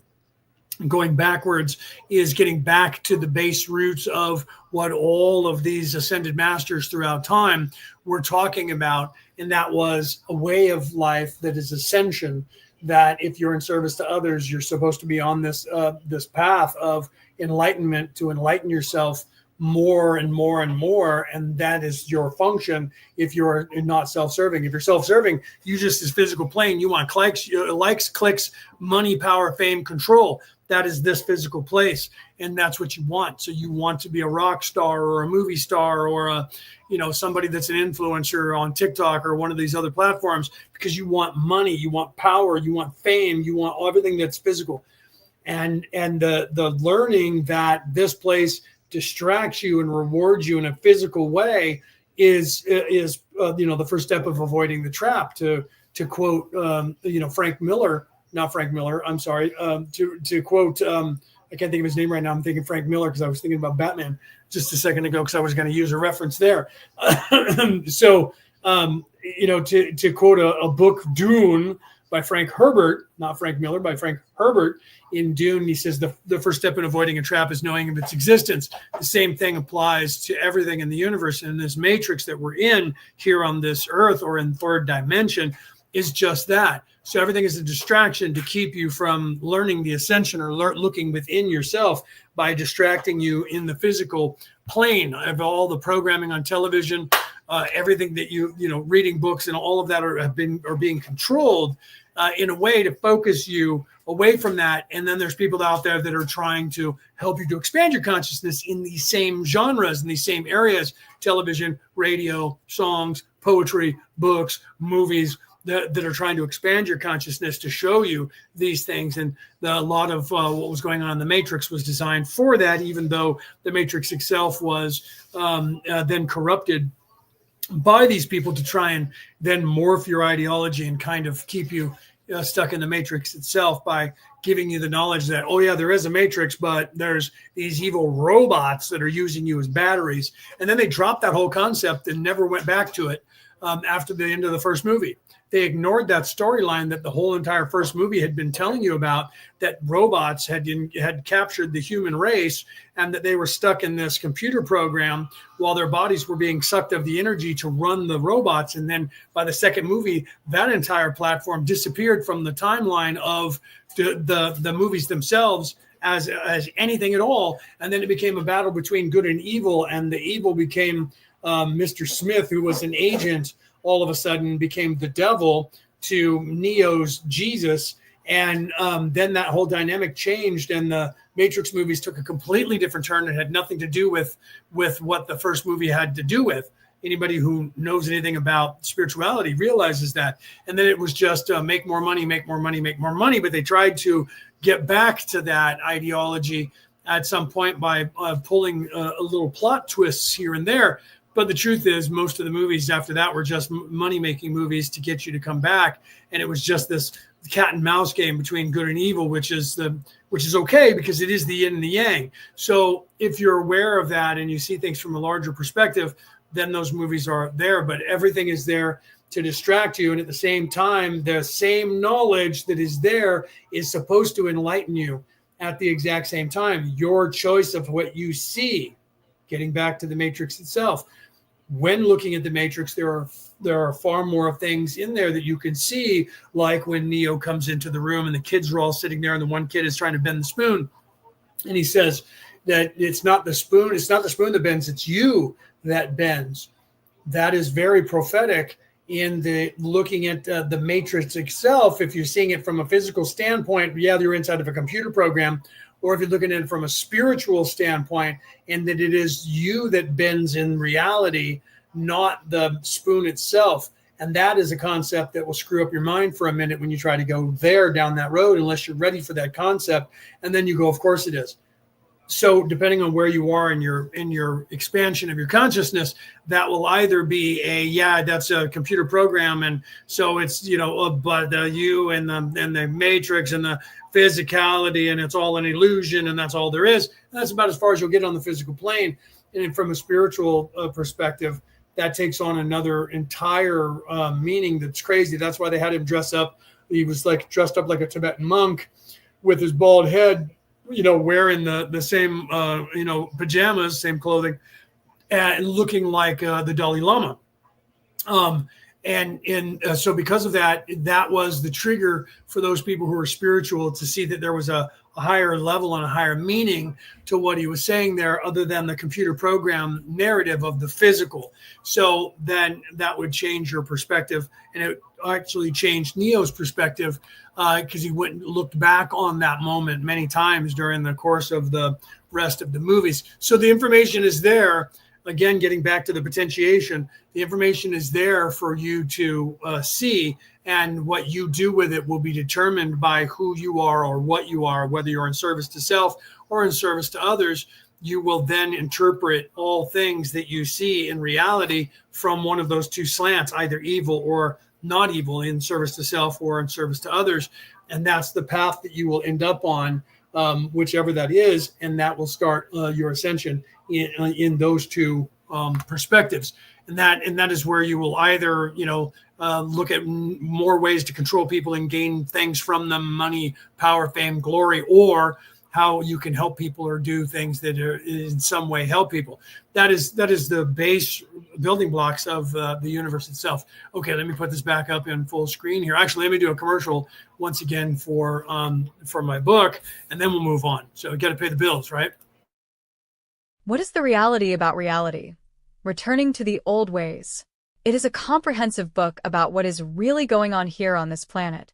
It talks about the true spirituality that the controllers who think they own this planet have been keeping from you for thousands of years. It explains to you the knowledge that you gain from the universe itself when you live the way the prophets of the world throughout time told us how to live. Eat right, meditate, take care of yourself, treat others right. All the things they originally told us to do, but the controllers have removed from right in front of our eyes. The way to ascend to heaven. The reality about reality. Returning to the old ways. On sale worldwide, online now. Remember, O student, that these images are not literal. They haunt rather than explicate. Many use the trunk and roots of mind as if that portion of mind were a badly used, prostituted entity. Then this entity gains from this great storehouse that which is rough, prostituted, and without great virtue. Those who turn to the deep mind, seeing it in the guise of the maiden, go forth to court it. The courtship has nothing of plunder in its semblance and may be protracted, yet the treasure gained by such careful courtship is great. The right hand and left hand transformations of the mind may be seen to differ by the attitude of the conscious mind towards its own resources as well as the resources of other selves. We now speak of that genie, or elemental, or mythic figure, culturally determined, which sends the arrow to the left-hand transformation. This arrow is not the arrow which kills, but rather that which, in its own way, protects. Those who choose separation, that being the quality most indicative of the left-hand path, are protected from other selves by a strength and sharpness equivalent to the degree of transformation which the mind has experienced in the negative sense. Those upon the right-hand path have no such protection against other selves, for upon that path the doughty seeker shall find many mirrors for reflection in each other self it encounters. Right, so you have to see that right there. The left-hand path being self-serving is more violent, right? So you're going to have a more violent attitude of protection, whereas the service to others path, you're not going to be thinking about violence. You're not going to be thinking about that form of protection. So you have to realize when people say what motivated that person to do those things, they're coming from a completely different standpoint of violence or level of violence, right? That a lot of people don't realize that love and hate, everybody thinks they're on the opposite ends of the spectrum. Love and hate, the difference between love and hate is the level of violence. That's it. Someone who hates someone, there is the only difference between being in love with someone or hating them and trying to kill them and murder them is the level of violence that is attached to the emotion that you feel for that person. If you are in love with someone, your level of violence is nil and none because you love them and you care about them and you don't want to see harm being done to them. If you are self-serving, you then can only love yourself. So the same emotion, and this is an actual thing, if you've ever taken a psychology class or beyond just the first, intro to psychology, you will see this as a thing that the level of violence then is there. There is a level of violence. So, but the emotion for hatred and obsession is the same emotion that you have for love towards a person. It's just that if you're in service to others, or if you love somebody and as much as you love yourself or more than you love yourself, the level of violence goes way down and you care for that person deeply. The other way around, if you hate someone, it's because you love yourself more than you love anyone else. Therefore, you loathe that person and want to do violence towards that person or wish ill upon them because you can only love yourself. So the emotion is still the same. The level of violence is different. And that's how that plays out. You can look that up. It's not something that I've interpreted or made up on my own. It's something that psychology actually teaches. Question 99.9. Questioner, in the previous session you mentioned the use of the 45-minute interval of the tape recorders as a signal for the end of the session. Is this still the appropriate time? Answer, I am Ra. This is, of course, at the discretion of the questioner, for this instrument has some transferred energy and remains open as it has unfailingly done. However, the fragility of the instrument has been more and more appreciated by us. We, in the initial observations, saw the strength of and overestimated greatly the recuperative abilities of the physical complex of this entity. Therefore, we may say that ending working at approximately this amount of energy expenditure, that is, some point soon following upon the sound vibration of which you speak, would be appropriate and, insofar as we may determine, may well extend the incarnational amount of your space-time which this instrument shall be able to offer to this contact. Question 99.10. Questioner, in that case I will just ask this short question as we terminate this session. I want to know if the logos of this system planned for the mating process as possibly depicted in card 6. I don't know if this is related to some type of DNA imprinting. In many second density creatures there seems to be some sort of imprinting that creates a lifetime mating relationship, and I was wondering if this was also carried into third density. Answer, I am Ra. There are some of your second density fauna which have instinctually imprinted monogamous mating processes. The third density physical vehicle, which is the basic incarnational tool of manifestation upon your planet, aroused from entities thusly imprinted, or the aforesaid being designed by the logos.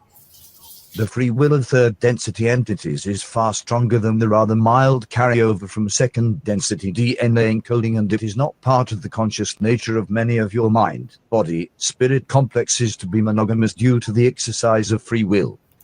You also have to realize that that some of that goes on, because some animals do that. They breed, they mate for life. There's a lot of different animals that do that they're discovering now more than they thought originally. And science couldn't prove or figure out what was going on with why they were doing that. That's being done for the purposes of expanding the consciousness of animals into that mating ritual that is a lifetime, lifetime mating, courtship and the like, because that comes into play. People who are in service to others seek that more than people who are in service to self. So that becomes a potentiation for people to then do that. Then you have other, to expand in that respect in the consciousness. And then you have others that are completely different, where animals have a harem and there's one male who services all the females that they can dominate and dominate all the other males out of that area. And they become the dominant factor. That is a precursor to the same thing that happens in the physical plane. The difference being that, or in the third dimension, the difference being that because of free will, and this is what Ra is referring to here, because of free will, we have the choice to do whatever we want to do here. We have that carte blanche to do that, whatever it is that we want to do in that respect. So some people can come through, they can be in service to others, but yet not stay with one single partner. It doesn't mean that you're evil if you're not staying with one single partner for your entire existence. It just means that you chose not to do that, or you chose not to breed, or you chose not to whatever. You didn't want to have a family, you didn't want to have the responsibility or children, because you're in that developmental stage where that is completely different, and you're not nurturing that. You're not in that nurturing phase to learn that. So once you get to that portion of your beingness, then you will, at that point, want to learn that as a male or a female, as a human on this planet in third dimension. So it's there, and Ra didn't go into all those details to explain that, but it's there for the same purpose, for a potentiation, for second dimensional beings to experience either one or the other, or both, being mated for all of life or not. You know what I mean? So there are a lot that I don't know exactly how many animals do that compared to how many that don't. I've never really looked into that. However, I do know that just in my lifetime that, that's exponentially become more prevalent, where they've discovered more and more species of animals actually mate for life and stay together. So at first they thought that it was mostly just randomality and harem-like ideology, where the male who happened to be the strongest got all the women. And it wasn't until people started really paying attention that they realized that there was a family unit aspect to a lot of what goes on in second dimensional life forms that are the precursors to things that we play out in the third dimension, and the choices that we have here that help govern as a generalized major arcana or archetype that play out in the same way, because it's playing out in the lower beings, not because they are lower beings, but because they also have the same chakras that we have. So so they're starting to realize that the chaos is more ordered than they thought was, but chaos is still there. So it gets back to the reality just being weird. Like, was that Chandra that said that earlier? Reality is just weird because it is. It's just bizarre. It's literally there for us to do whatever we want with it. This matrix is designed to give us what we want, not what we need, but it actually gives us what we want. And then sometimes in that randomality-ness or the order-ness to the chaos, it gives us what we need, not what we want. And we can't determine when that changes and how. We can only affect the cause in some ways because we have that ability, if we realize the potential of that ability. And that's what you're supposed to be doing, is realizing that potential at some point in yourself by introspection, by being objective and realizing that you are the creator and that the universe is designed for you. So that's why I tell people all the time, this isn't happening to you, it's happening for you. However, as has been noted, there are many signposts in the deep mind indicating to the alert that the more efficient use of catalyst. As we have said, the logos of your peoples has a bias towards kindness. Question 99.11. Questioner: thank you. In closing, I would ask if there is anything that we can do to make the instrument more comfortable or to improve the contact. Answer: I am Ra. We note the relative discomfort of this group at this space-time and offer those previous statements made by Ra as possible aids to the regaining of the extraordinary harmony which this group has the capability of experiencing in a stable manner. We find the addition of the swirling waters to be helpful. The appurtenances are conscientiously aligned. We encourage the conscious strengthening of those invisible ribands which fly from the wrists of those who go forward to seek what you may call the Grail. All is well, my friends. We leave you in hopes that each may find true colors to fly in that great metaphysical quest and urge each to urge each other in love, praise, and thanksgiving. I am Ra. We leave you in the love and light of the one infinite Creator. Go forth rejoicing in the power and in the peace of the one glorious infinite Creator. Adonai. Okay, that was session 99 of the Law of One. That took place November 18th, 1982. Let's go ahead and start session 100 of the Law of One, probably after a commercial. Let's see. Nope, November 29th, 1982, session I am 100. Ra. I greet you, my friends, in the love and in the light of the one infinite Creator. We communicate now. Question 100.1. Questioner, could you first please give me the condition of the instrument? Answer, I am Ra. It is as previously stated with the exception of the vital energy distortion which leans more towards strength weakness than the last asking. Question 100.2. Questioner, the instrument asks if there is some problem with the swirling waters since she feels very dizzy after each application. Could Ra comment on that, please? Answer, I am Ra. Yes. Question 100.3. Questioner, would Ra please comment? Answer. Gotta love snarky Raw. Would you comment on that, please? Yes. I love that. Would you please comment? Also, as a matter of fact, I love it. I am Ra. As has been previously noted, the instrument has the propensity for attempting to exceed its limits. If one considers the metaphysical or time-space aspect of an incarnation, this is a fortunate and efficient use of catalyst as the will is constantly being strengthened and, further, if the limitations are exceeded in the service of others, the polarization is also most efficient. However, we perceive the query to speak to the space-time portion of incarnational experience and in that framework would again ask the instrument to consider the value of martyrdom. The instrument may examine its range of reactions to the swirling waters. It will discover a correlation between it and other activity. When the so-called aerobic exercise is pursued, no less than 3 of your hours, and preferably 5 of your hours, should pass betwixt it and the swirling waters. When the walking has been accomplished, a period of no less than, we believe, 40 of your minutes must needs transpire before the swirling waters and preferably twice that amount of your space-time. It is true that some greeting has encouraged the dizziness felt by the instrument. However, its source is largely the determination of the instrument to remain immersed in swirling waters past the period of space-time it may abide therein without exceeding its physical limits. Question 100.4. Questioner, thank you.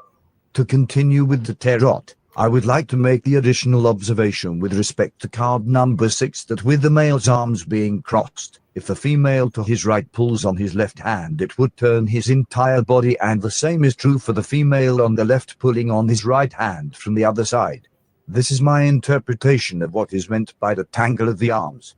The transformation, then, occurs by the pull which tends to turn the entity toward the left or the right-hand path.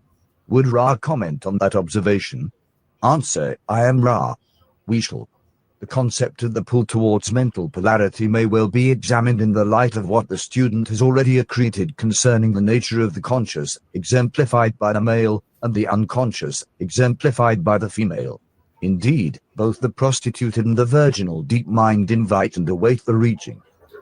In this image of transformation of mind, then, each of the females points the way it would go, but is not able to move, nor are the two female entities striving to do so. They are at rest. The conscious entity holds both and will turn itself one way or the other, or, potentially, backwards and forwards, rocking first one way then the other and not achieving the transformation. In order for the transformation of mind to occur, one principle governing the use of the deep mind must be abandoned.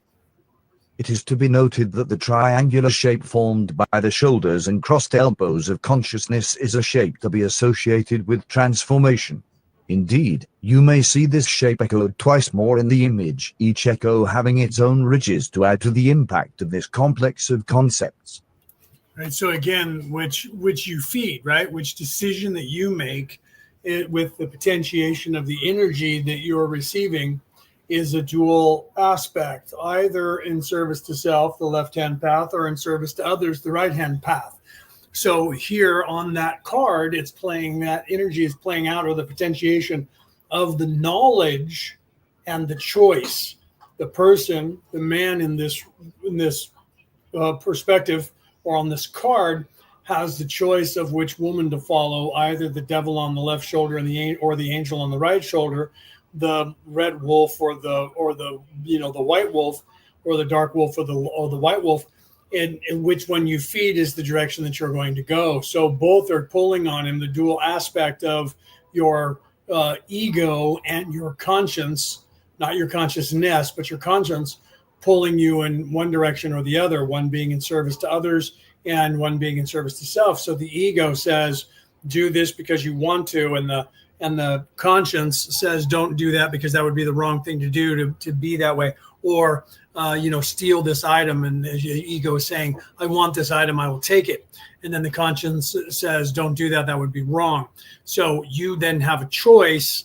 That's what the matrix job is to do, is to give you that choice. It is here to give you the potentiation of the energy, no matter what it is. And your choice determines your reality. Your focus determines your reality. You're either focused on yourself or you're focused on other people. And that's going to determine what your path is going to be. And that is being played out in this card as the major arcana here in the card, saying that you have that choice to make to determine what exactly is your next action or course of action. Question 100.5. Questioner, thank you. We will probably return to this card in the next session with more observations after we consider Ra's comments. To make efficient use of our time at this time, I will make some notes with respect to card 7. First, the veil between the conscious and unconscious mind is removed.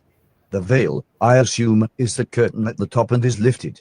Even though this veil has been removed, the perception of intelligent infinity is still distorted by the beliefs and means of seeking of the seeker. Would Ra comment on that? Answer, I am Ra. As one observes the veil of the image of the great way of mind, it may be helpful to ideate using the framework of environment.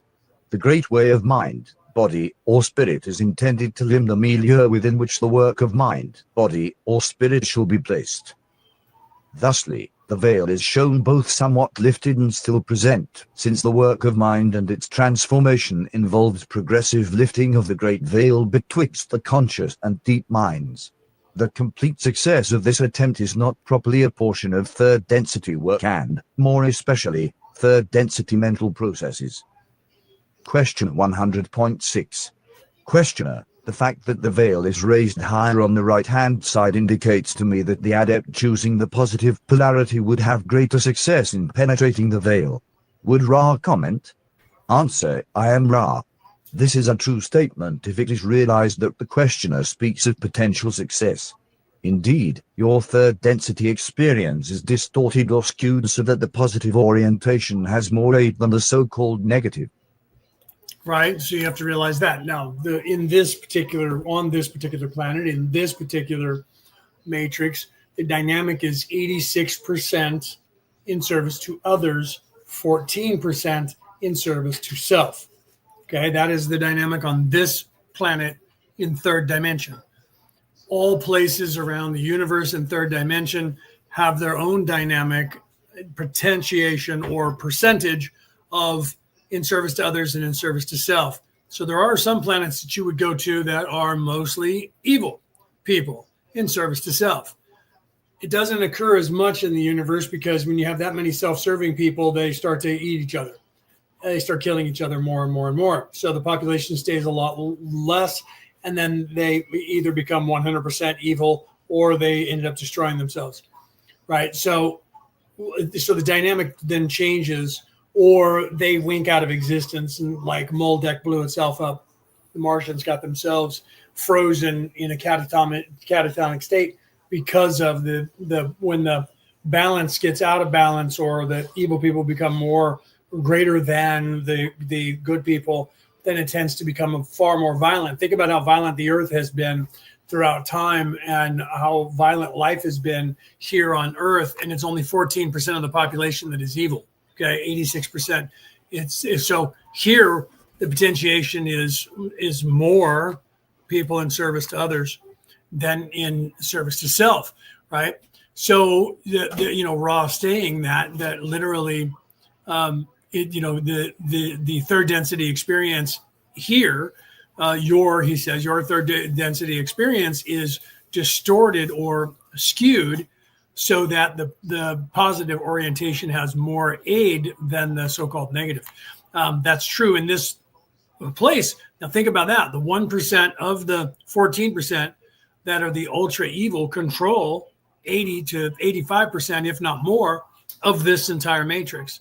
They put themselves in that charge. So imagine if you just bumped up the dynamic of the most evil people, or the evil people, instead of being 14%, say it was 25%, it would be a completely different planet. Would you have more than 1% ruling, or would it still stay the same?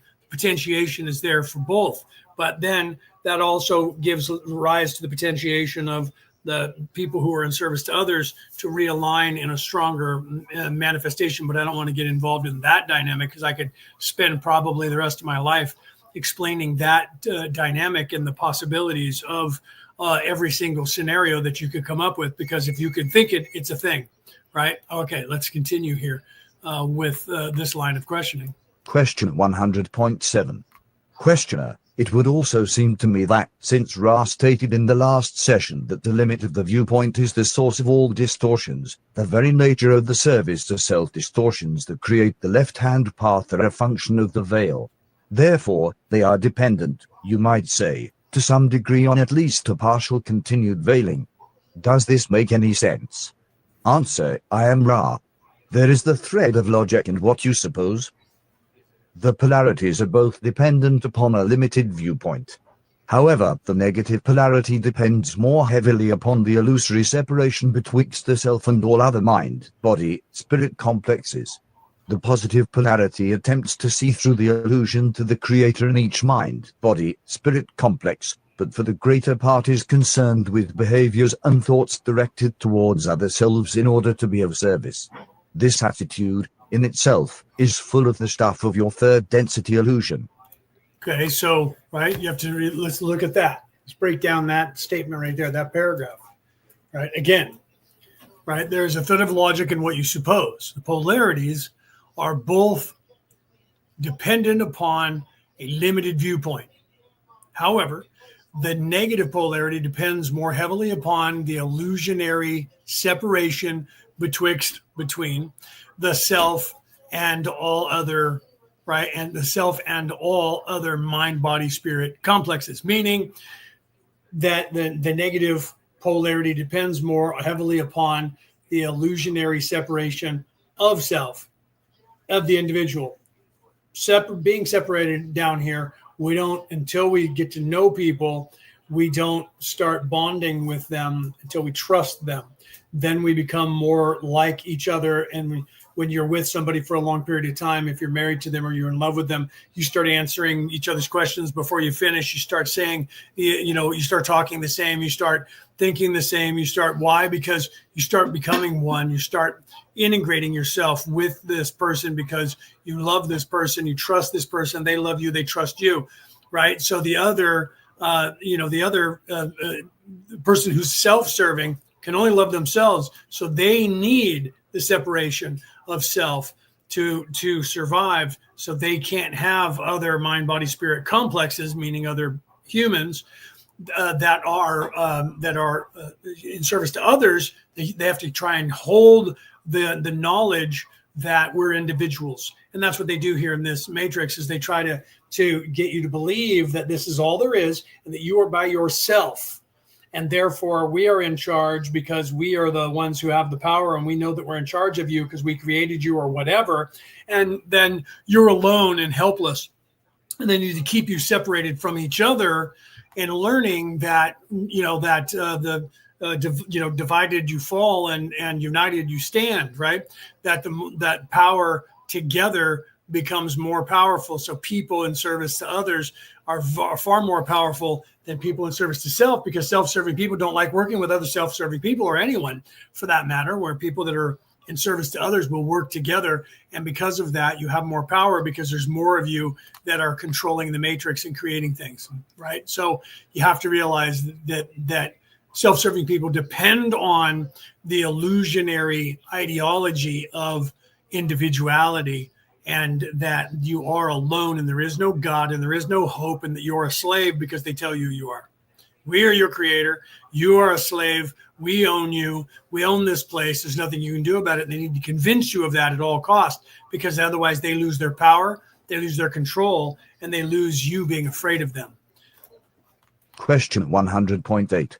Questioner, the crown of 3 stars, we are guessing, would represent the balancing of the mind, body, and spirit. Is this in any way correct? Answer, I am Ra.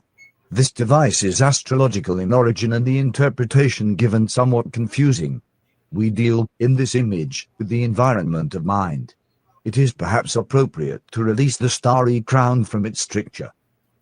Question 100.9. Questioner, the small black or russet and white entities have changed so that they now appear to be sphinxes, which we are assuming means that the catalyst has been mastered. I am also assuming that they act as the power that moves the chariot depicted here, so this mastery enables the mind in its transformation to become mobile, unlike it was prior to this mastery, locked as it was within the illusion. Would Ra comment? Answer, I am Ra. Firstly, we ask that the student consider the Great Way not as the culmination of a series of 7 activities or functions, but as a far more clearly delineated image of the environment within which the mind, body, or spirit shall function. Therefore, the culturally determined creatures called sphinxes do not indicate mastery over catalyst. The second supposition, that of placing the creatures as the movers of the chariot of mind, has far more virtue. You may connote the concept of time to the image of the Sphinx. The mental and mental-emotional complex ripens and moves and is transformed in time. Right. So again, you have to realize that metaphors, again, like I was talking about earlier on, where just because they drew a picture of or made a statue of an entity or a person that looks bipedal and that is human, that has wings, doesn't mean that they actually had wings on their back and that they flew around. You have to look at what were they trying to say back then. They were drawing pictures. So you know the saying, a picture has 1,000 words, right? Every picture has 1,000 words. So they were trying to show you something with what they had at the time. So instead of carving on a piece of stone or a tablet or writing on a parchment, this long drawn out thing, they were trying to show you and depict things in a physical way with pictures, and so that there were symbols involved in the pictures, like you see Thoth the Atlantean with the bird head, the Houthi bird head, and you see other snake heads and things like that. So the symbology was the imagery that they were using, and the people back then understood how to interpret that, the ones who were educated. This is why in the Bibles, you hear in the Bibles as you're reading, let him who hath understanding reckon.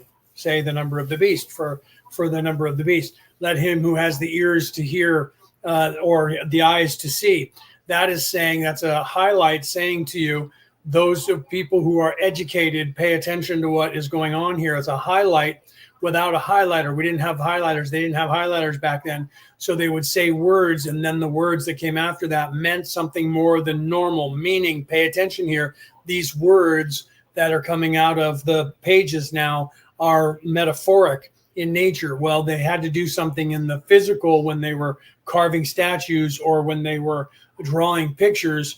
They were using metaphors to get as much of the interpretation of what they saw or what they were trying to show you in visual, and they were leaving it behind for other people who were like-minded, like them in ascension, that they would see those things and realize it. But the problem became the people who were finding those things were not in any way enlightened, and they were finding them and they were interpreting them a completely different way. I remember when I was younger, I'm watching documentaries, and they were, let's say, over at Machu Picchu, and they would have this arena that was there, and they immediately said this was completely done for religious practices. And I looked at that and said, how do you know that? How do you know that wasn't just a stadium that they played football in?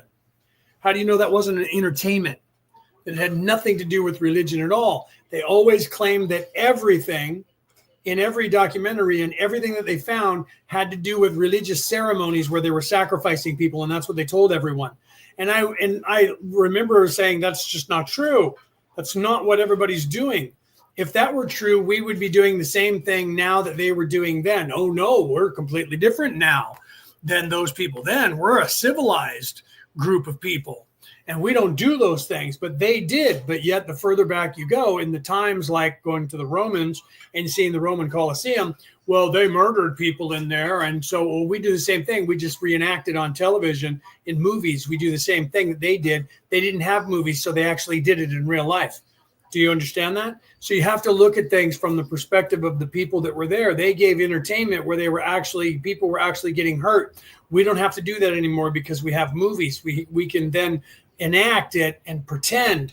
Once those things started happening where people were reenacting things and they were actors doing it, then all of a sudden people stopped killing people for entertainment, and they started watching actors on stage doing things where they were acting like they got killed.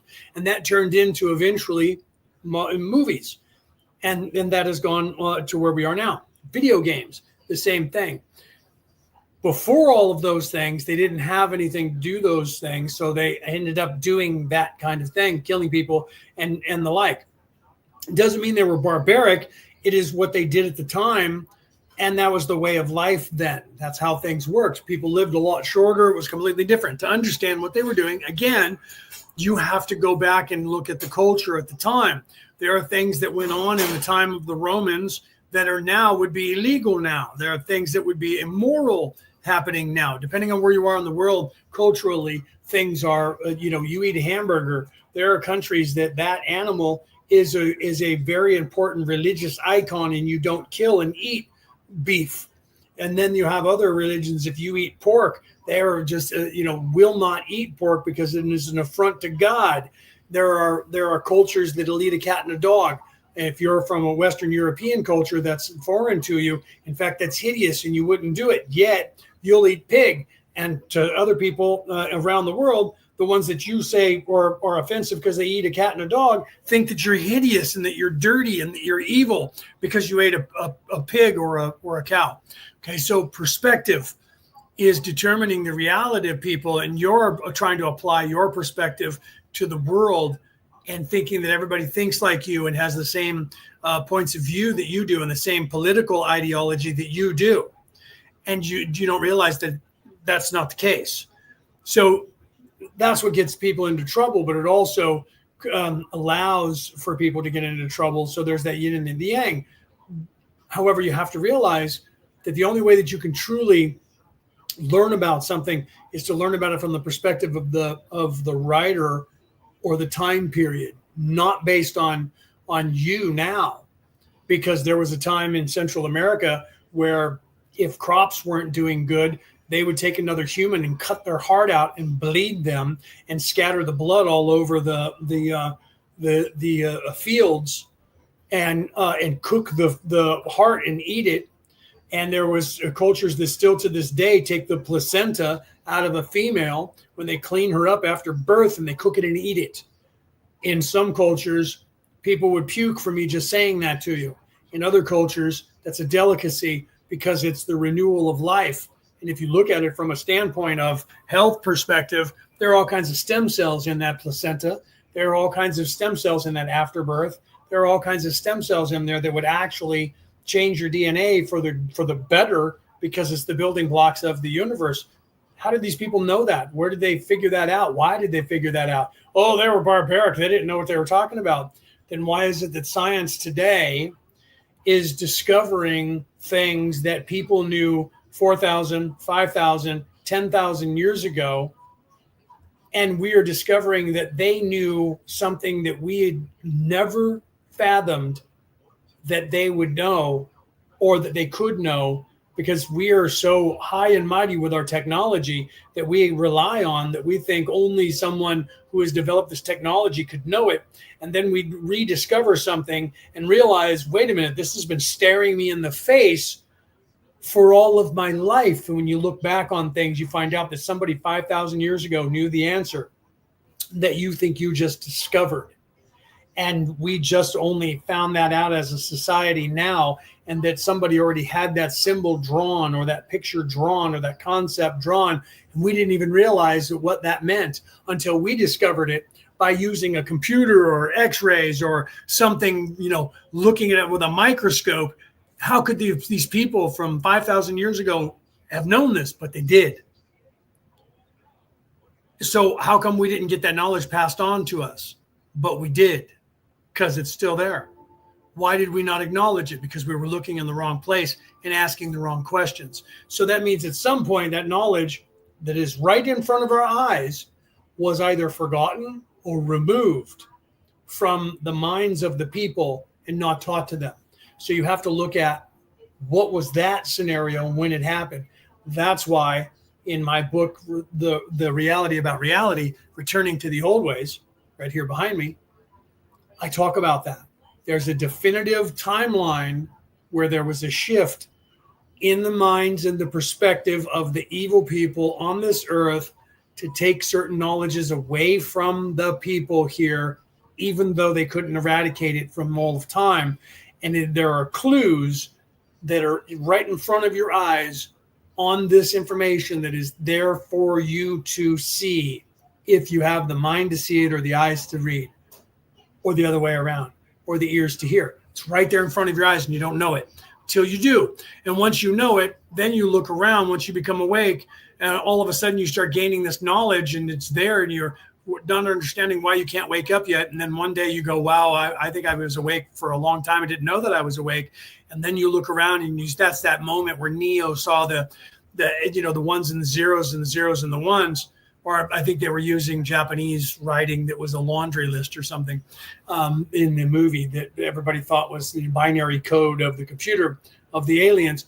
But you see the Matrix for what it is, and all of a sudden you can't unsee it, and you realize it's in everything, and it's right there in front of everybody's eyes constantly, and you don't know it until you know it. And once you see it, you can't unsee it because you can't unlearn that knowledge. But then you turn around, you start looking at people and you try to tell them what you see, and they look at you like you're blue or like you're insane because they're not ready to see it. They can't see it. So you have to realize that. Okay, I think we're going to stop here and then we'll move on because it is getting closer to 6 p.m. And I am going to have to get my mother in to bathe her. And Brooke is over here cooking food. So I don't know when we're going to eat, but I need to be done and ready to eat when she decides that we're going to eat, because I'm not having to cook on Friday because Brooke is here. Okay, so I will see you guys either in the chat. I'm going to try and be back. No, I'm not going to be back next Wednesday for the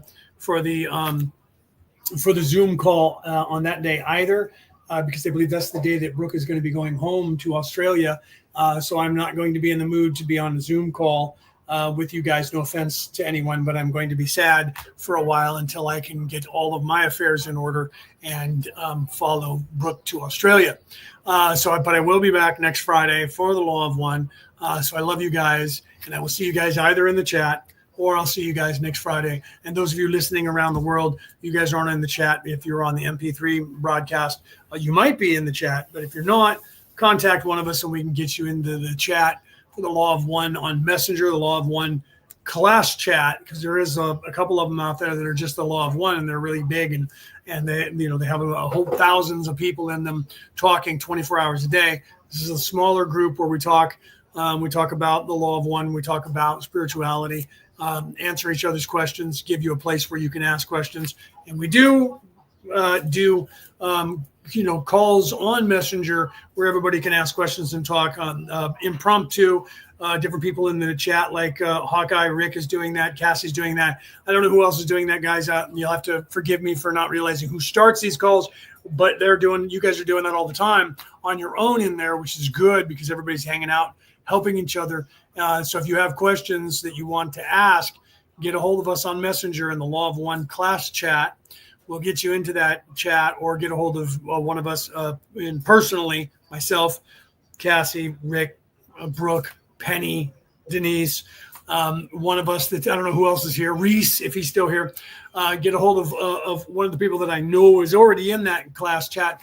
Have them add you to that. We'll get you guys in there. You guys can ask questions. So those of you around the world listening on the MP3 broadcast, if you do have questions out there, you're trying to figure out an avenue to contact myself or somebody else to answer your questions, find us. If you can't find us on Messenger, whatever platform that you're on right here, you can send me a message back through the chain. You can go to the podbean.com and look up Orion Rising there. You can go to www.orionrising.podbean.com. Find me there and send me a message. You can find me on YouTube, under my name.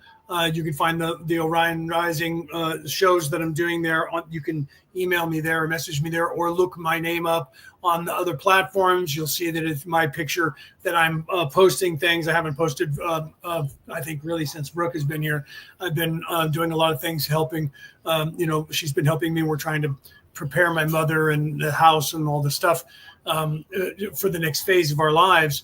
And that's kept me away from posting as much as I normally would. I used to post every night, but I'm still paying attention to that. So you guys can send me a message from around the world on any of the platforms, TikTok, Instagram, Facebook, YouTube, where I do post those reels that I create, a short, whatever it's called. You can message me through one of those and ask me questions if you want. And I do try to answer. I look at that stuff daily, and I do try to answer those questions. Or you can find me, you can email me at Olauff, OLAUFF, at yahoo.com. You can send that email to me on that and ask questions, and I will try to get back with you. I also work with people.